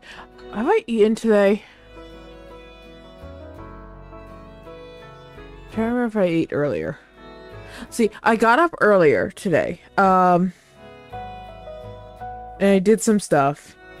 And I'm pretty sure I ate. But I don't remember what I ate.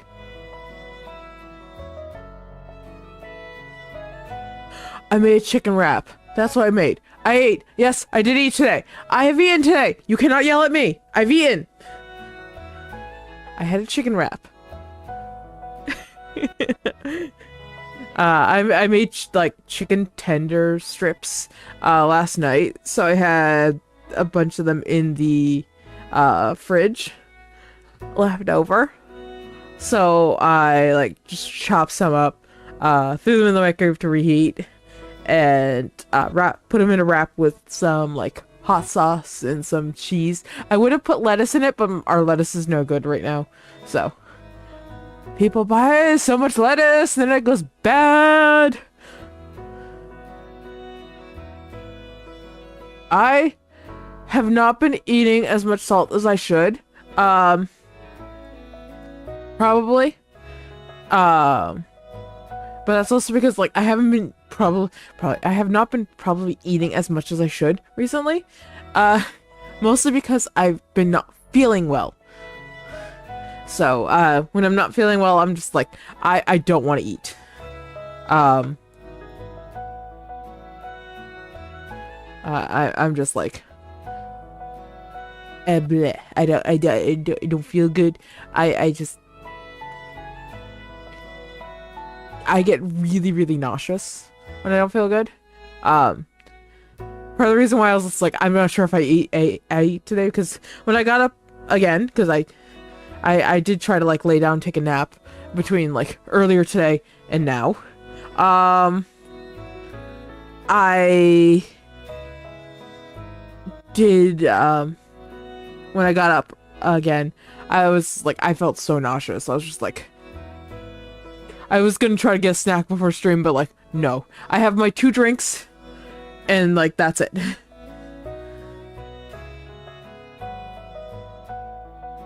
Yeah.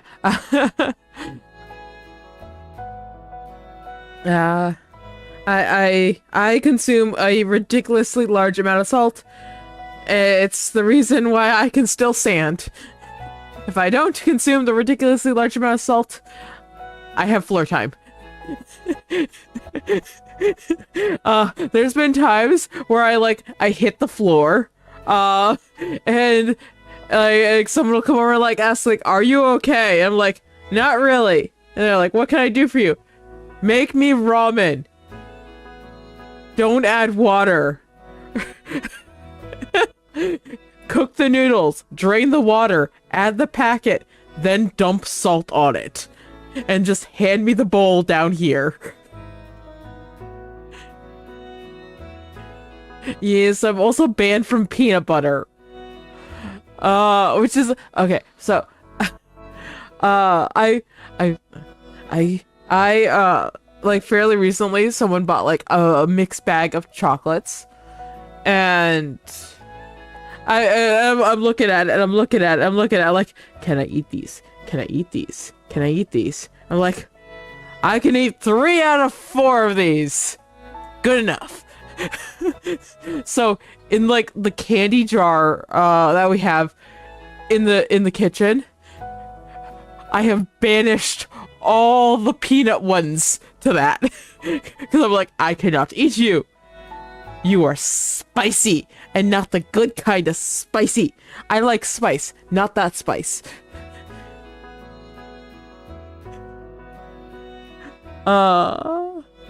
It wasn't that long ago that I actually had to refill my salt shaker. It's gotten so bad that there's a salt shaker in the kitchen, and then there's a salt shaker here at my desk. Because a lot of times I'm eating at my desk. Mostly because it's like it's sort of sad to eat at the table alone. Like, I eat at the table and my cat sits next to me.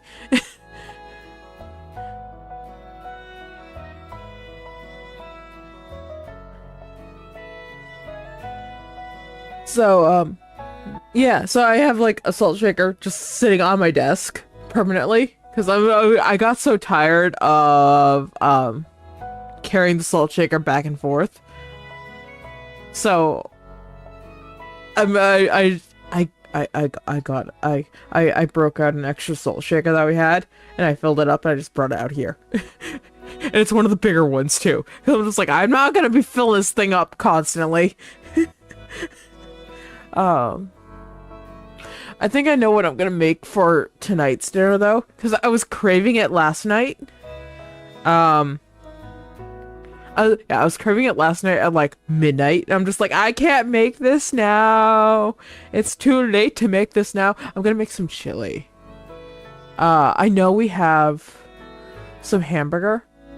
I think last time I made chili, I used pork. But we have hamburger. So I'm probably gonna make some chili. I'll just like brown the hamburger, add all the spices to that. I'll make some rice in my rice cooker, and I'll dump all the beans into the rice cooker, and then add the meat into that and just let it all cook together. Then once the rice is done cooking, it also cooks the beans and everything like that, and all the juices from the meat all gets like cooked into it, and then I just mix it all up, and voila, chili.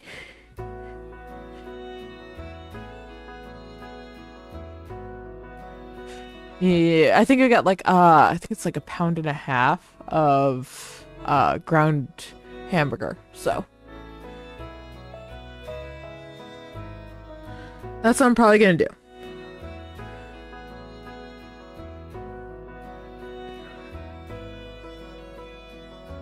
Yeah, dogs love peanut butter. Right now nowadays the only thing I really use peanut butter for is for the mouse traps though. Which actually I need to check mouse traps. I think one of them has gone off and I need to check them. You'll take only the meat.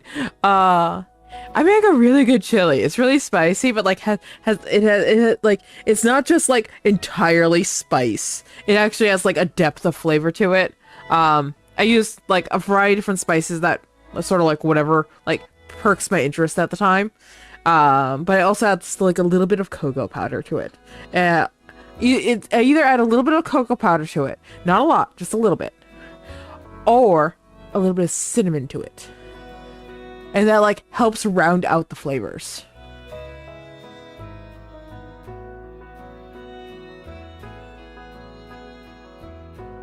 But yeah. That's one thing I absolutely love. I love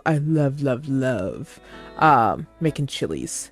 I'll use like a variety of different beans and stuff like that in it. Which does mean, fun fact, if I ever make chili, Bacon will not eat my chili. Bacon does not like beans. So if I ever do make a chili, I have to like make like one like that's slightly off to the side for Bacon.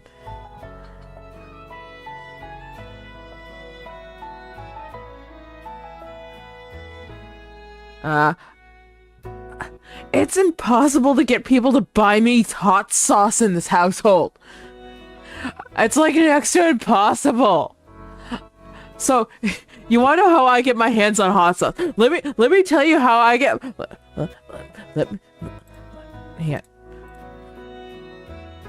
Let me tell you how I get my hands on hot sauce. Okay. Let me tell you. Let me tell you how I get my hands on hot sauce, because it's a whole thing. I have to order food. I have to DoorDash. And then in my DoorDash, I have to ask to get like 20 of like 3 different types of hot sauce packets and hope that the DoorDash delivery person understood the message, or whoever packed my order understood the message of, I don't want that many. No, just grab handfuls of them and throw them in the bag. Because they either understand the message and I get exactly what I want, or they don't understand at all and I don't get any. What's my favorite hot sauce? I don't really have a favorite. That's the thing, like, I have not had the chance to like try different hot sauces. So I don't really have a favorite. Like, the only type of hot sauce that I like have been able to get my hands on is basically Red Hot. And I'm just like, I know that's basic bitch. I know that's basic bitch hot sauce. So basically the only ones I've been able to get is like the Taco Bell hot sauce. And I'm sitting here just like, and the ones I get are like, hey, hang on. I can tell you. I still have some of them left in the other room. I'm literally walking into the kitchen to go find these.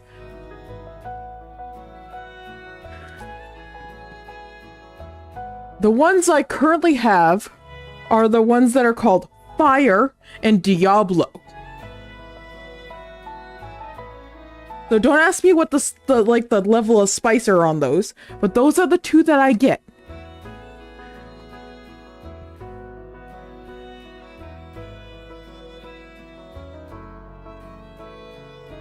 Get out of my seat. I don't know who sat down in my seat.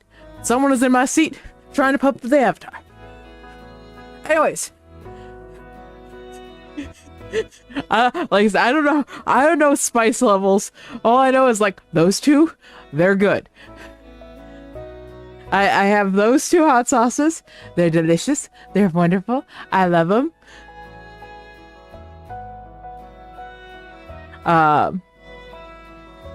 Habanero. Here's the thing though, like, I don't like spicy peppers. Like, if you hand me a spicy pepper, I'm gonna turn it away. If you like pulverize the pepper and turn it into a sauce, I'm gonna be like, yes.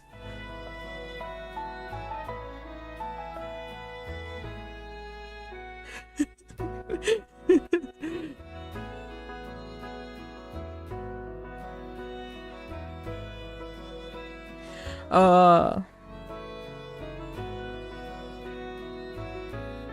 Amazon, there's a sauce called Satan's Blood. I have seen people try ghost pepper, what is it called when they like abstract? I don't think I'm saying that correctly. They like took the essence of the taste. They took the essence of it. The like for ghost peppers, and I watched them all try it, and I watched them all proceed to regret it. I sort of regret that I didn't try it, but at the same time, I'm just like, oh. It was when I was younger.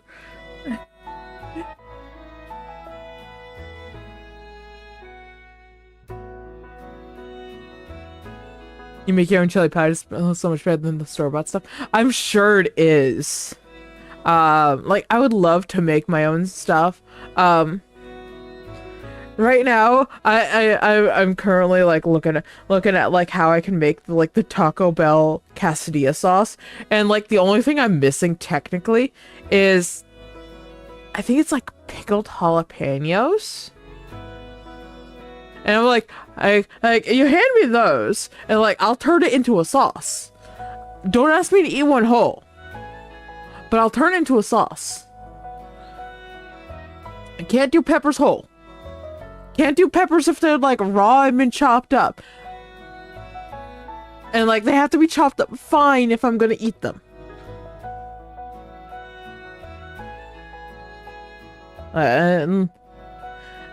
There's very few foods that I am picky about. Peppers, like I can tolerate them if they're cooked, or pickled.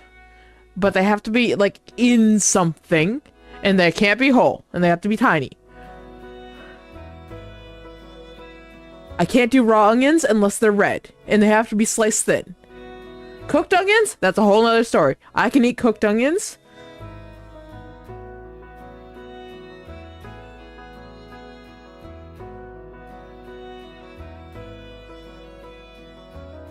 Fair warning, an ad is incoming. Yeah, I do have to be careful with like how much like hot sauce I do eat. Like I will pay for it later.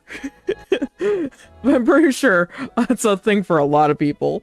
I do love my spice though. If I ever am like not able to like handle spice for some reason, like medically, like I cannot handle spice, I will cry, because like that's gonna be a bigger loss to me than losing peanut butter. And then I will be so devastated if I lose spice. Like my ability to handle spice. Because so many foods I enjoy are spicy. And it's not even just like from one like culture. Like so many foods that I enjoy from so many different cultures are spicy. And I'm just like, oh my god, I would be so devastated. And like, basically, like some cultures, like entirely just like off the menu. Yeah, Indian, Thai food. I mean, basically the entirety of the cuisine, I mean, it's just gone. No, do not touch. If you cannot handle spice, you do not touch. Yeah, it's all delicious. There was this like food truck at a festival, and like we were looking around like for like places to go. I was with someone who's I'm not the biggest fan of. I'll say that. And not very adventurous, does not like trying new things, doesn't like going to new places. I have no clue why they wanted to go here. Like I had an alright time going here. And we're looking for places to eat. And I think she ended up going to like a barbecue place where they were basically sold out of everything. And I was like, obviously, like, they had good barbecue. Understandable. And then there's the Thai food truck that had a line that, like, went on for almost forever. And they had a beeper system going. Where they took your order, and then you were handed, like, a beeper. Basically, because they were making the food fresh right then in batches, and it was just like, oh my god, the food was so good. I think I got like, I don't remember what it was, but it had coconut in it. It was like a coconut noodle thing, and it was spicy, but you still tasted the coconut, and the noodles were cooked to perfection, and it was like, beautiful, fantastic, delicious. It was worth the wait. It was so good that if it didn't fill me up, I would have gotten back in line and paid again for more. That's when you know it's good food. And the fact that it filled me up, though, it was a good amount of food. Like, it was almost too much food. Oh, that's also when you know, like, that is like a family-run restaurant. When you get fed, and it's not like they're skimping on the food. No, you get fed. like you're not walking away going like, I'm satisfied, but like I could eat more. No, you're going like, I'm full. Can I have this to go home for like lunch tomorrow?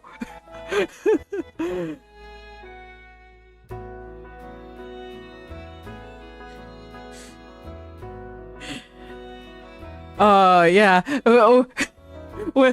When you don't look like you could handle the spice level.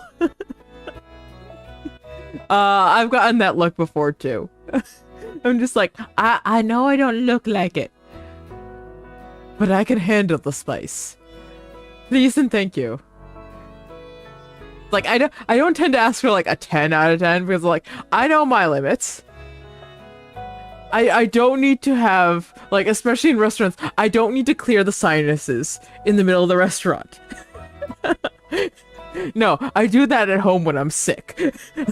I make a 10 out of 10. The people I live with do not like it, but I clear, that's how I get better. I take every single thing that's spicy ingredient and I'm just like, I'm making a soup and it will clear the sinuses. This will make me feel better and also make me regret life. Simultaneously, it will taste good and it will make me want to die. And it'll make everyone else cry that are on the other end of the house. It'll clear their sinuses too. This is how I make everyone in the house feel better.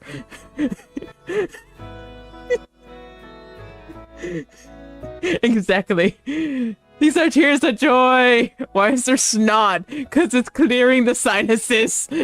Hand me a tissue. I have to blow my nose.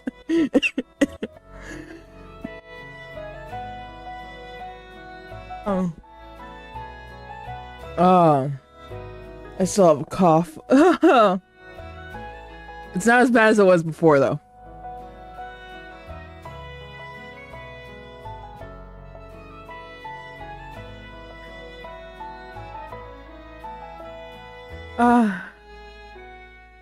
I've missed these yapping streams. Like, I still yap at you guys when we're, you know, just like gaming and stuff like that. But I've missed these yapping streams when I just sit here and just yap at you guys and we talk. I've missed them.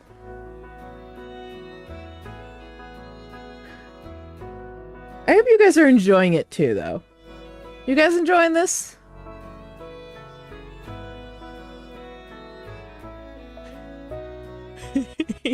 Yes, the food lets me live. It clears the system.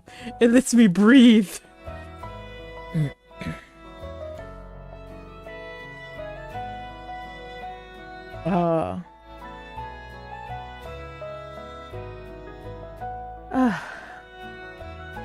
Give me a second. I got laughing hard now. My chest hurts.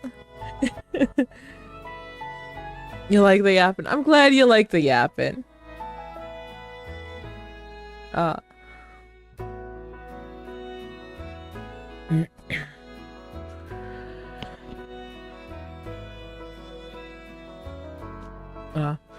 This is when having a mic that you just flip up to mute is really nice.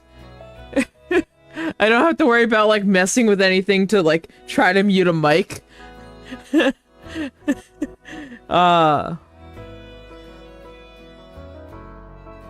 I need to mute it, just flip it up, and you guys don't have to hear my horrible cough.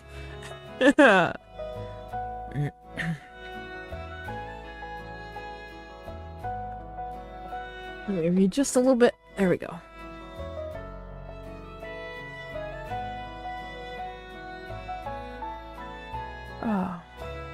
Oh! Until my cat headbutts me. Yeah. He's not here right now. He's somewhere. Though. I'm sure he's around somewhere. Probably in the other room. He's been putting one of his like little jingle balls in the tub recently. And like running around with that. And he's just been like a little menace with that. Like every time you turn around, that ball is back in the tub. And it is hilarious, like hearing him run around in the tub with it and yelling at the toy because he yells at it. Granted, I have been like giving my cats catnip more recently, mostly because I've been having to clean Miss Bonnie's ear more and more recently. I don't talk about her too often. She's always had some trouble with her ears. I think she might be starting to get like an infection or something going on with one of her ears. So I'm trying to keep it clean, trying to fix it up here before we have to bring her to the vet. But she hates me doing that. Like, big hates me doing that. Like, I get growled at when I do that. Like, she doesn't like me most of the time. Never mind when I touch something on her and poke and prod at a spot that is currently sensitive. She does not like it at all. Like, I'm surprised I've not been bit. It's truly a miracle she has not bit me. So, there's the bargain of, you let me do this, I go get the catnip. And you get to sniff catnip. And consume, like, little piles of catnip. Oh no, she really doesn't even tolerate me. And the only time she is okay with me is in the middle of the night when no one else is awake. And even then it's like a 50-50 if I'm gonna get growled at or if I'm gonna get headbutted. It's either I love you all of a sudden and I fear for my life, or death glare. You touch me, you die. And I'm like, okay.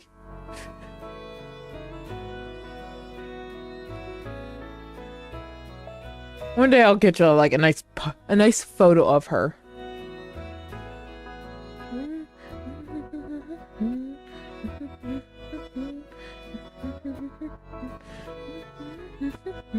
I absolutely love this song. What you do, dancing with you. What you do, dancing with you. Anyways, what was I gonna yap about? I was gonna yap about something. I don't remember. Oh my god. So I've been seeing all these wonderful recipes on TikTok. Like, absolutely fantastic recipes on TikTok. And I keep looking at them and go like, that looks so good. You take heavy cream. No. Why do all the good recipes need like heavy cream?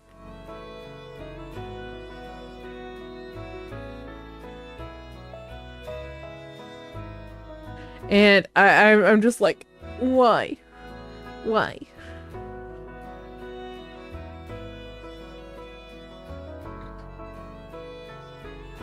Heavy cream's delicious. Yes, it is. But we don't have it.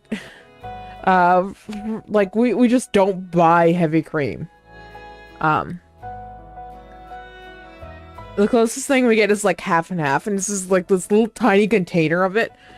So anytime I use that, I'm like, I'm gonna steal like a splash of this because I know it's used in coffee, and I don't drink coffee, so it's not like for me. So I have to be like, I'm stealing I'm stealing your coffee cream. And I usually use it for like when I'm making like a little tiny soup that I want it to be like more creamy. I've gotten really good at making like a single serving of soup. Another thing that we don't have any of right now is we don't have any spinach. And like I've been craving spinach. Like we buy so much salad, just plain old salad, like mixed bags of salad. I'm just like, I don't like mixed bags of salad. It has the cabbage and the carrots and the lettuce and like I don't want mixed bags of salad. I don't want that all that stuff in there. Like, just get me like even if you got like a mixed greens, I'd be happy with that. But preferably just give me like spinach. I'll take spinach. And like, unless like I'm planning to like properly like cook a whole bunch of spinach, don't buy me like 2 or 3 big containers of it. Because spinach goes bad so fast. Like, give me 1 container. That lasts me like a week, 2 weeks. Oh, no, not 2 weeks, but like a week and a half. Because they're like, I'm the only one who's gonna eat it. Instead, we buy mixed bags of salad. We have like 2 bags of it, and I have to try to eat it all, but I don't eat it all, so we end up throwing it out. I don't get why people do that. Buy food, not eat it, gets thrown out. Luckily, like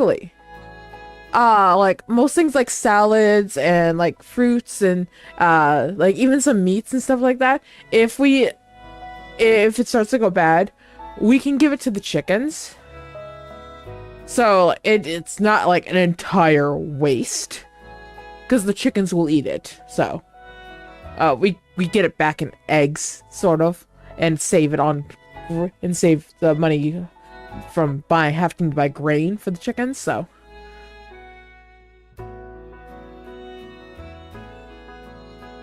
made seafood pasta with, I don't know why I have trouble like eating like seafood and pasta together.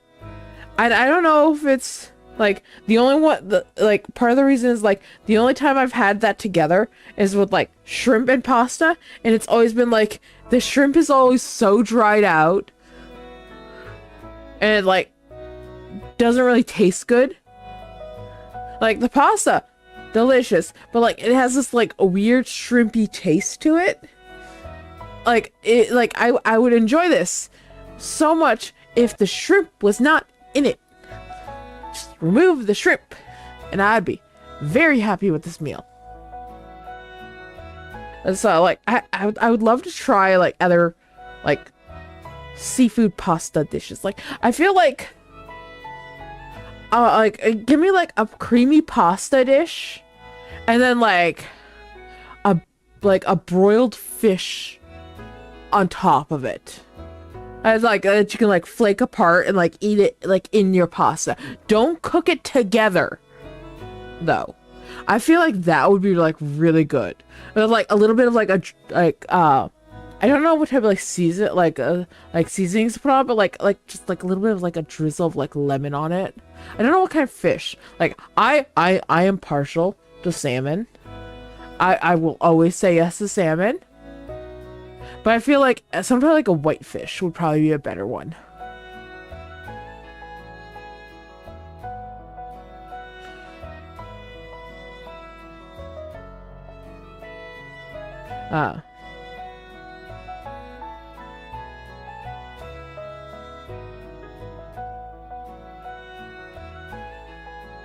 Oh yeah, cream of mushroom soup. It's been so long since I've had a good cream of mushroom soup. Especially like a homemade cream of mushroom soup. There's nothing better than a homemade cream of mushroom soup. I think the last time I've had a cream of mushroom was from a can, and it was like a year ago. And let me tell you, it was a disappointment. That's what it was. It was a disappointment. That's all it was. Oh, it's been years since I've had a good cream mushroom. I have like, I keep seeing recipes for them. I'm just like, I would devour that. I would destroy that. Especially, you know, cream of mushroom, like in like a homemade like warm bread bowl. Oh, that'd be so good.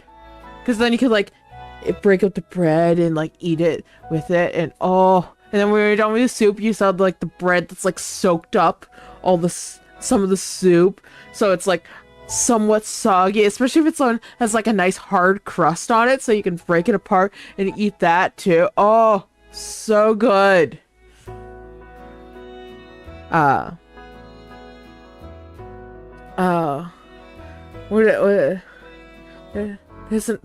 was like an onion soup that I've had before.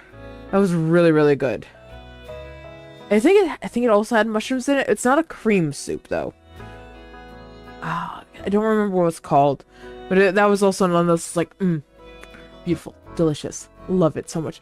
I had it when I was like a kid, so long ago, and like when I first had it, like this is like back when I was picky about onions, and I went over to like a friend's house, and they were and their family was having it. French onion soup, yes, that.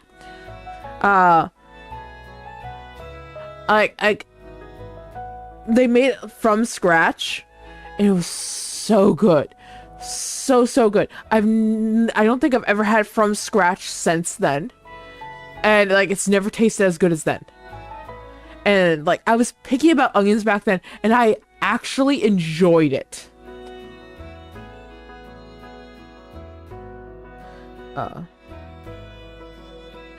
I don't know why no one makes casseroles anymore. No one makes casseroles anymore. I don't know why. Like a good casserole dish,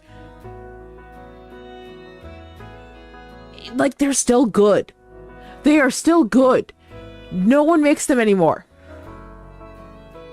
And like, I understand like some of the old recipes for casseroles, there's no seasoning in them. Season your casseroles. Season the casseroles. Let them have flavor. Please, let them have flavor. I get that, okay? They were very bland. I understand that. We can improve the casseroles. They don't have to be bland. We can add flavor to the casseroles. But why don't we have casseroles anymore? Where did all the casseroles go? We can have flavorful casseroles. Let them be a thing. But like anytime you're like, okay, like I brought a casserole, you can like see everyone's face go like, ooh. We're gonna politely put that in the back, and no one's gonna touch it. Yeah, you caramelize the onions for French onion soup. I've just like seen how to make it. I'm just like, oh, that looks so good. Oh, that is so much work to do it. Oh, I would pass out doing that at the stove. That is a problem with like a lot of soups. They require so much time standing at a stove, just like constantly stirring. I can't stand at a stove for that long. Like at tops, like 15 minutes before I need to sit, or I need to lean, or I need to stop doing what I'm doing. And like like a problem I have is like the way my arms are like here. They're about like the same as the way they are for my avatar right now. I'm already having trouble holding them here. I'm already like having to struggle. Never mind like reaching up and over a pot at the stove, stirring for a long amount of time. Like I'm now really struggling holding my hands up. Like it's taking a considerable amount of effort, and like I'm pretty sure you can start to see them. They're slowly dropping here. And that's about all I can hold them up for. Without like causing considerable strain on my arms. Cooking, so that's the thing, it's mine too. Like cooking for people and being cooked for. Food is my love language. I love food, and if that's being given food, being bought food, making food for people, I like just food in general. I love being able to feed people. And like this is not even just like in like I for like my partners, it's even for my friends too. Like I love having my friends come over and me being able to like, let me cook you something. Like I can't make you like most of the time like I can't make them like the 5-course meal. I can't do that. But like I can make you a damn good burger. Or like I can make like a mac and cheese that will slap, or a grilled cheese that will be like, damn, that's a good grilled cheese. I can do stuff like that.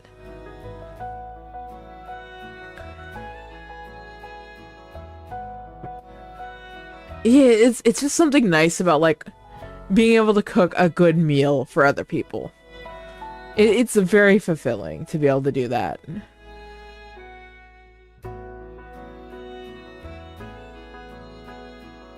I was supposed to have a lot of friends come over around the New Year's, and we were all supposed to like bring food, and they were all supposed to bring food and come over and hang out and have fun and games and stuff like that. Unfortunately, scheduling was a problem and everyone got sick, so that was unfortunately something that happened. What I'm hoping to do is reschedule that for some point. I don't know if at this point if we want we might wait until like it gets a little bit warmer, and we might do like more of like a cookout style thing, potluck cookout style thing, and I might just make like hot dogs and burgers for people. It'll be too early in the season for corn, so I can't do corn on the grill. Which, if you've never done corn on the grill, oh, you're missing out. For those that don't know how to do corn on the grill, this is how you do it. You take corn on the cob, you don't chuck it, okay? You want to soak it in water, and I do mean like, if you have a pan, you stick it in the pan, and in full water. You want it entirely soaked, and you let it sit there for a while. And when you get the grill going, you're just gonna put the whole thing on the grill. Like, husk and all, okay? And you let it sit there. I don't know a time for it, but you let it sit there. And then like you're gonna turn it every so often, and basically you want the entire like outside to be like charred and blackened, sort of. And once you pull it off, you don't want to shuck it or anything like that. You can whoever like grabs it, you peel it open, and it peels so nicely once it gets cooked like that. It just peels, it just all comes off nicely. You peel it back so like all the black parts of the husk is all contained inside, and you hold it by the husk because it gives you more of a handle at that point. And you should see like little like char marks on the kernels, and it's just delicious, so good.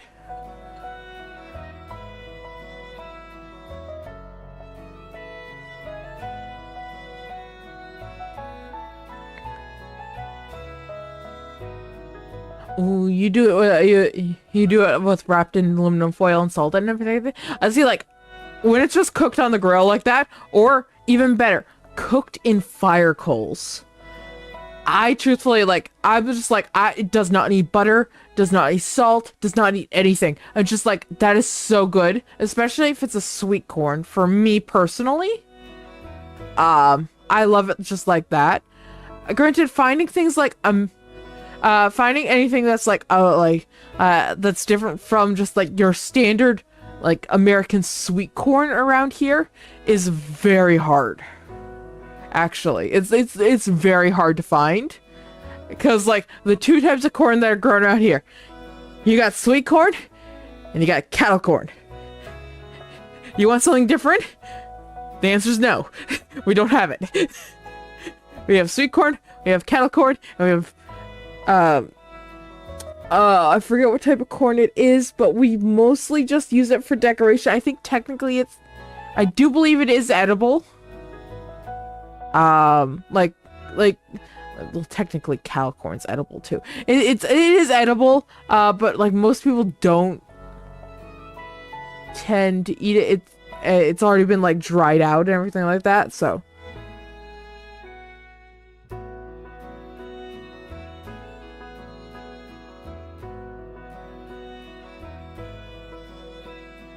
Yeah, like it is one of the best things. Just like cooked on a fire or like in the coals, it gives it such a nice flavor. Um, any chance I get to do it like that, I'm just like sure, yeah, you can boil all that. Don't do it for these ones though. We're gonna put those ones on the fire. Those ones are mine. Cause like it gives an entire for me personally, I feel like it gives an entirely different like flavor palette. Like cooking it on a fire or in the coals compared to just boiling it. I feel like most of the flavor's like gone when you boil it. Granted, that's how I feel about like any type of like boiled like vegetable. Like there's no flavor anymore. I get seasoning your food, but even like the base flavor of the vegetable, it feels like it's not there anymore. Like yeah, you still taste it, but like it doesn't taste right anymore. That's why I like, if I can, I always like to saute my vegetables or steam, like in order of how I like to cook them. It's saute, roast, steam, and then boil. I go I'm counting bake also in my roast. So, you know. That's like in order of how I like them cooked. Like one of my all-time favorites is like glazed, like caramelized glazed carrots that have been like sautéed. Oh, delicious. So good. We're on the topic of food. How did we get on the topic of food? We've been stuck on the topic of food for how long? How long have we been talking about food? I'm gonna make you all hungry. Whoever's watching this VOD, I hope you're not hungry, because if not, you are now.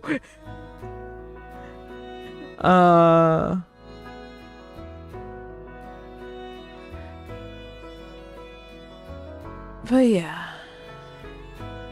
That is how I enjoy my vegetables. You always drag this into food. Oh, I can talk about food for so long. I recently saw like like a cookie recipe thing where they have like these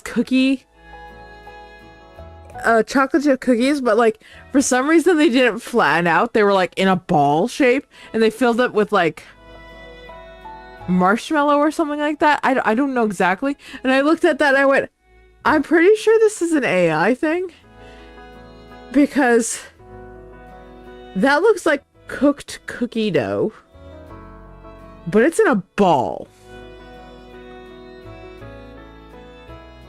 And let me tell you, cookie dough don't do that when it gets cooked. It don't stay in a ball. Like the concept they were going for was sort of like almost like a stuffed donut, almost like style, where like on the inside it like had like the marshmallow. Which like you can put like marshmallow in chocolate chip cookies. That's not nothing new. Like if you get like the mini marshmallows, like the tiny ones, you can just mix that right into the cookie dough batter, and like they'll melt into the cookies when they get baked. Ooh, delicious, but very sweet. That will make the cookies so sweet. Depending on your base recipe for a cookie, for chocolate chip cookies, it could almost be too sweet. Depends how much you can handle sweetness, though.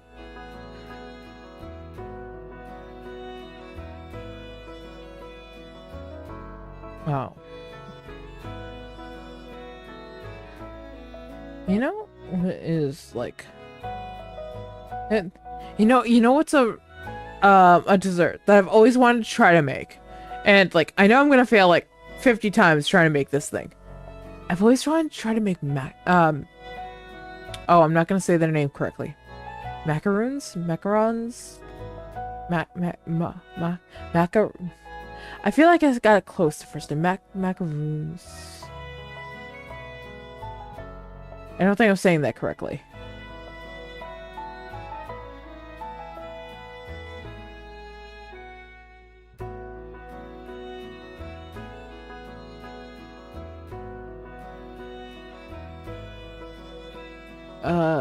It's the one with flour.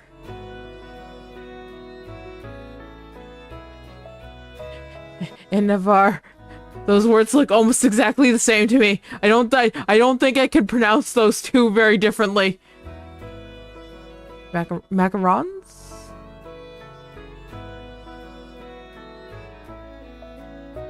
Yes. They're like really airy, like they almost like melt in your mouth. They're like notoriously hard to make. I think you use like, it's like, if I remember correctly, it's like egg whites that have been like frothed up, and flour is like the main ingredients. Macaroons?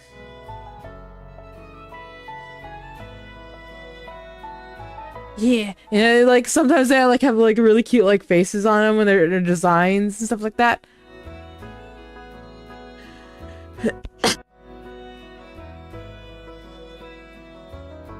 Macarons? You guys know what I mean! Don't make me have to pull up a picture!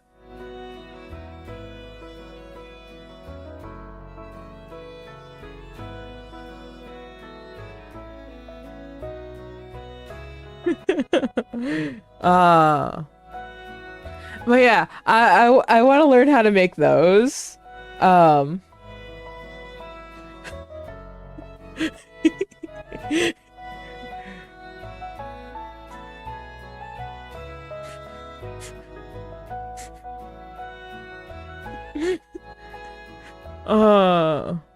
gonna start doing the Macarena at this point.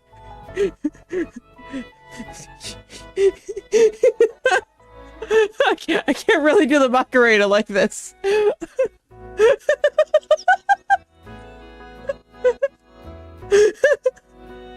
Can't do that right now either. Hello there. The unicorn has arrived to this party. Pink fluffy unicorns dancing on rainbows. Pink fluffy unicorns dancing on rainbows. Oh yeah, those are something I want to learn how to make. Like I said, they're like notoriously hard to make. But at the same time, I'm just sitting here just going, I'm gonna fail so many times. I'm gonna get to eat all those failures.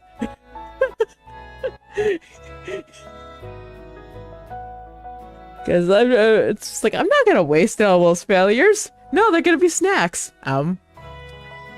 You did not come out right. You did not come out right.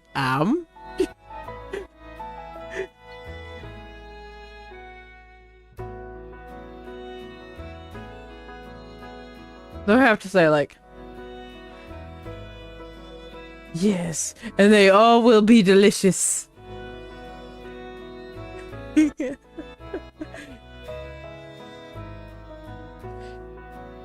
It's just like, you are not perfect, but you will be delicious.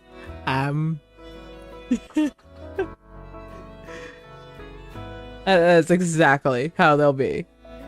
I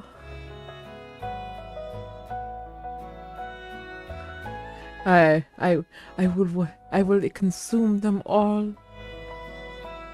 And then once I master them, or I can at least make a halfway decent one, then I can make them for my friends.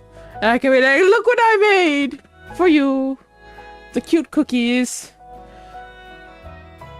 Enjoy.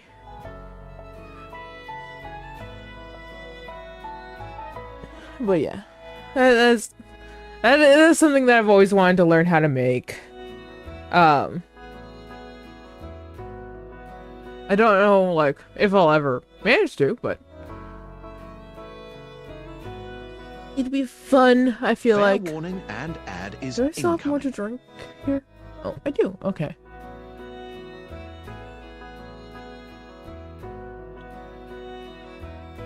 Ah.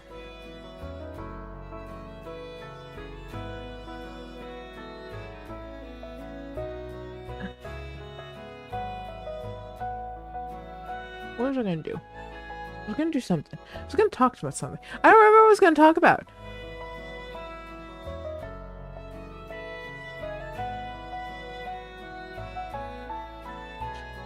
Looks like a tiny colorful.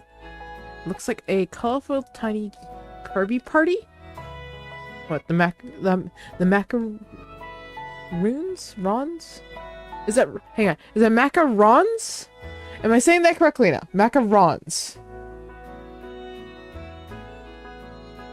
Alright. I'm sure I will forget how to say that correctly.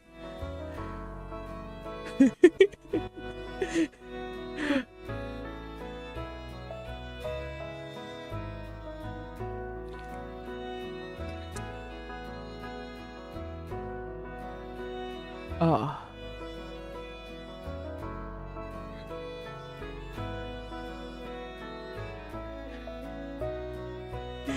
Ah, yes, my quesadilla.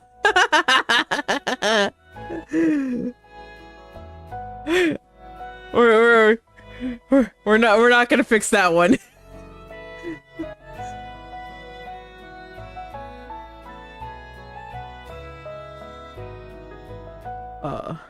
All right, we officially hit the point of the day where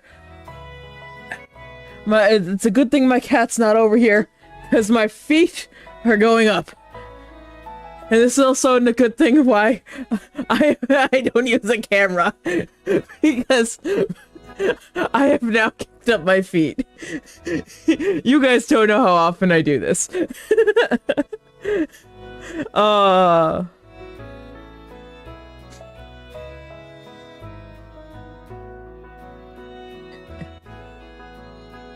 Yeah, my feet were already starting to swell. Fun times!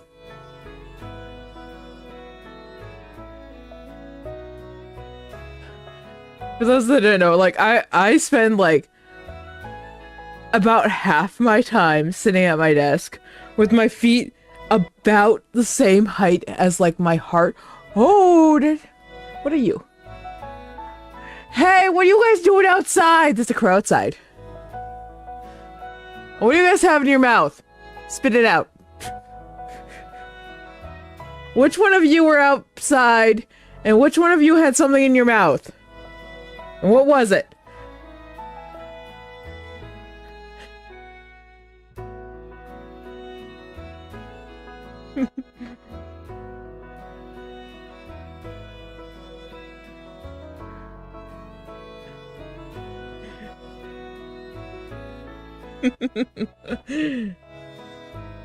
I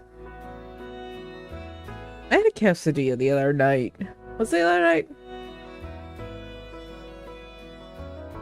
Was it the other night or the night before that? You gotta post in the Discord. Ooh! Oh yeah. As I was saying before I got distracted. I sit with like, about half the time that I'm at my desk, I sit with my feet about the same level, or actually probably even higher than like where like level with my heart. Because like my legs get so swollen all the time. Like I should probably be wearing compression socks more. I just don't like them. I don't like them so much. I hate compression socks. I hate socks in general. I despise socks. I despise them. I don't like socks. I do not like them.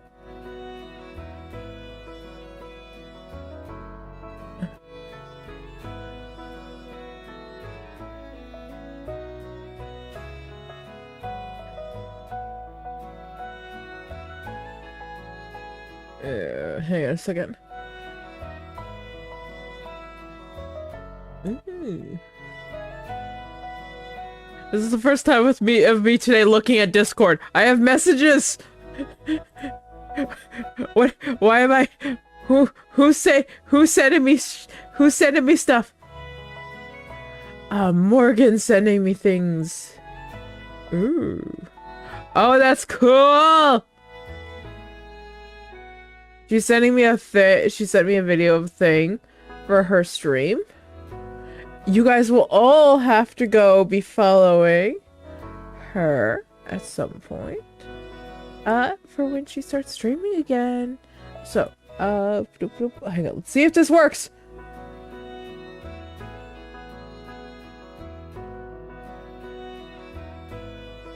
Where is it? Do I have that one set up? No, that's not there.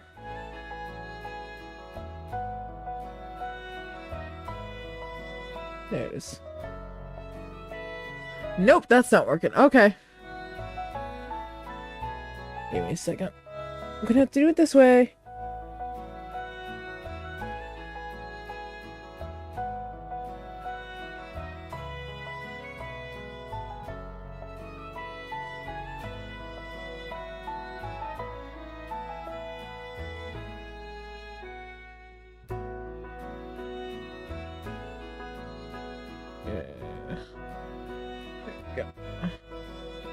Copy that.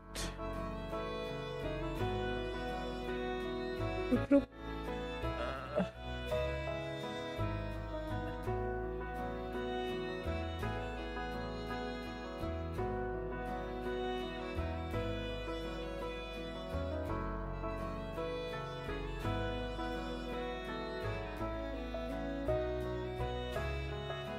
Let's see if this works. It did. I think so. Did not give a proper shout out. Okay. Soulsoothhound just rated the tavern. Welcome in, everyone. They were playing some VR chat today. That was not correct. Why did it say I rated? No. Okay. Hang on.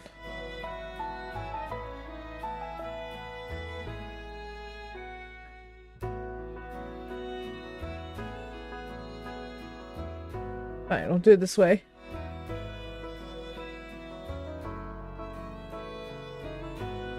Anyways, there you go. Go give Morgan a follow. Just made a really cool thing for stream. And like I said, is planning to start streaming again. So, you better be following Morgan. Another wonderful content creator.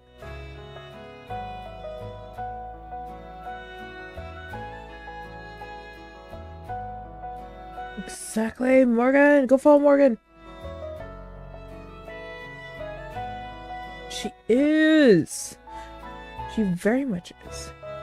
You should all be following Morgan. I want to see you guys all over there supporting her. Okay?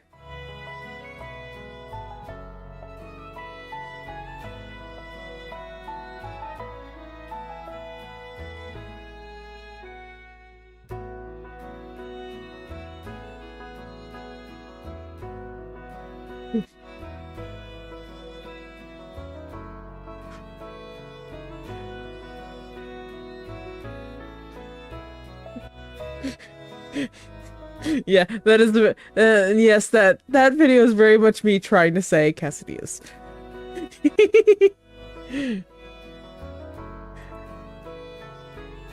All right, now that I have caught up on the everything that my Discord was yelling at me about? Because that is the first time I've checked Discord today. I should check Discord more often. Like, normally I check my Discord before I go live. Hang on a second, what's going on over here? I see general chat. Why is... What is going on in general chat here?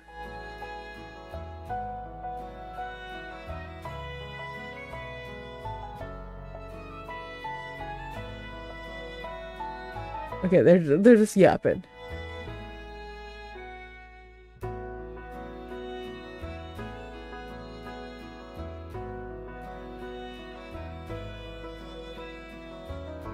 Morgan was the one working on did like a flower garden in the swamp, and then worked on a crystal tree, an amethyst crystal tree, and made a temple.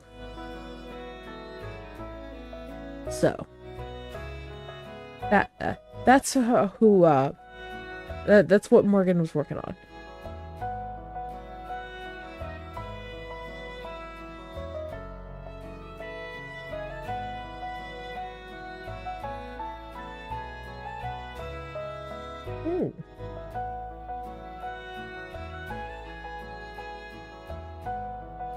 All right.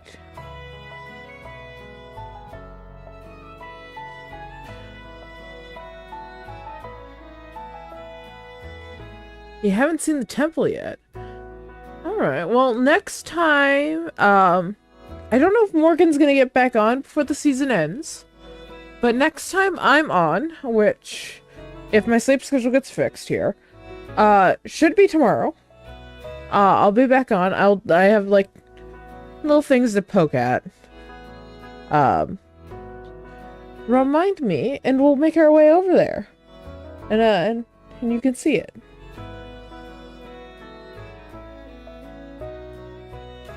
Be busy watching Navarre fall into water repeatedly. Have you guys been have you guys been enjoying watching Navarre and Kay try to play oh, they are playing Don't Starve and learning how to play that game?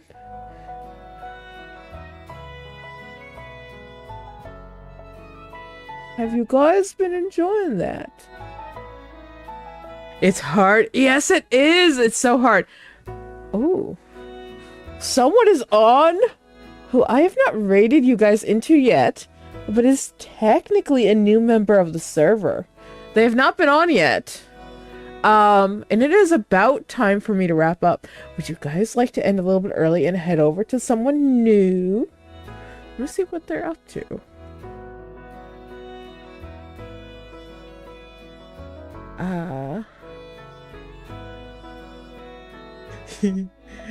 Yeah, I could send you guys over to a bird. Would you guys like to go to a bird?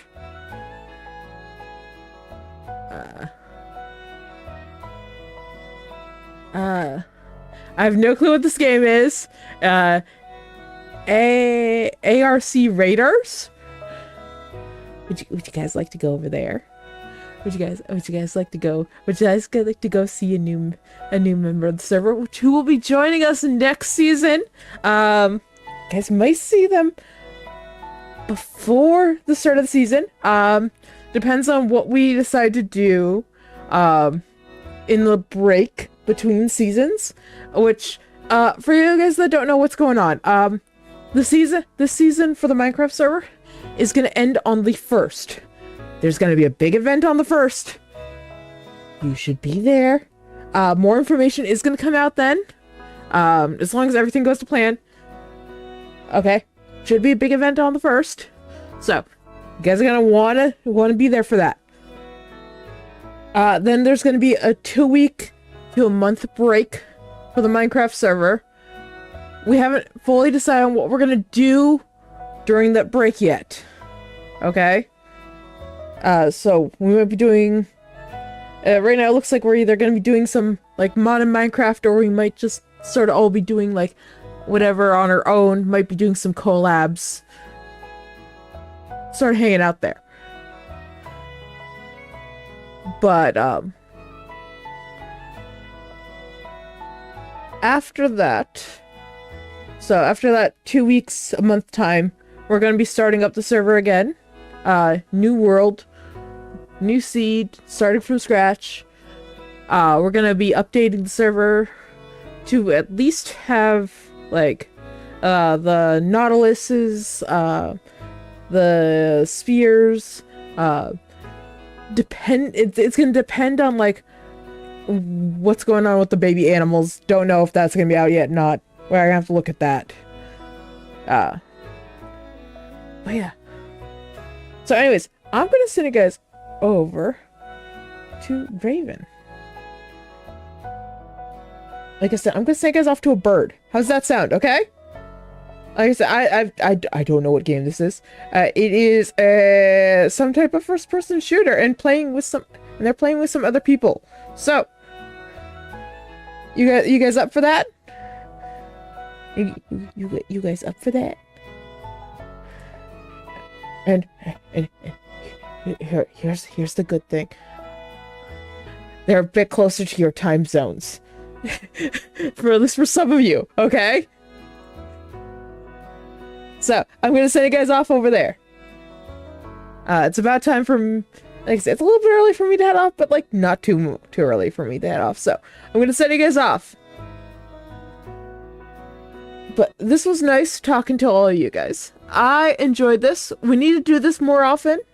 Okay? As long as I continue to feel good and my sleep schedule gets fixed, hopefully the rest of the week will be normal times. We'll be back to normal, okay? Hopefully everything will be back to normal. Let's hope everything goes good, okay? So, like I said, I'm gonna send you guys off here. Let me see if I can get the radio going though. Friends. Where's my friends? Where's my friends? Where's my friends? There's my friends. Ready? Ready? Off to the bird you go! Alright, here's the raid message. Go grab that raid message. I will meet you all on over there. You guys all be kind. Be supportive. I want to see you guys all follow when you get on over there. Okay? You're all to follow when you get on over there. And I will see you all. Well, no, what do you mean no? I'm sending you off to a bird. Okay? They don't always appear as a bird. Sometimes they're more humanoid. But I'm gonna send you guys off to the bird. Go be kind. Go be nice. Go enjoy your time over there. And I will see you guys all whenever you find your way back into my tavern. But I need to get going. You guys need to get going. The tavern is closing. And with that, I will see you all next time. Goodbye.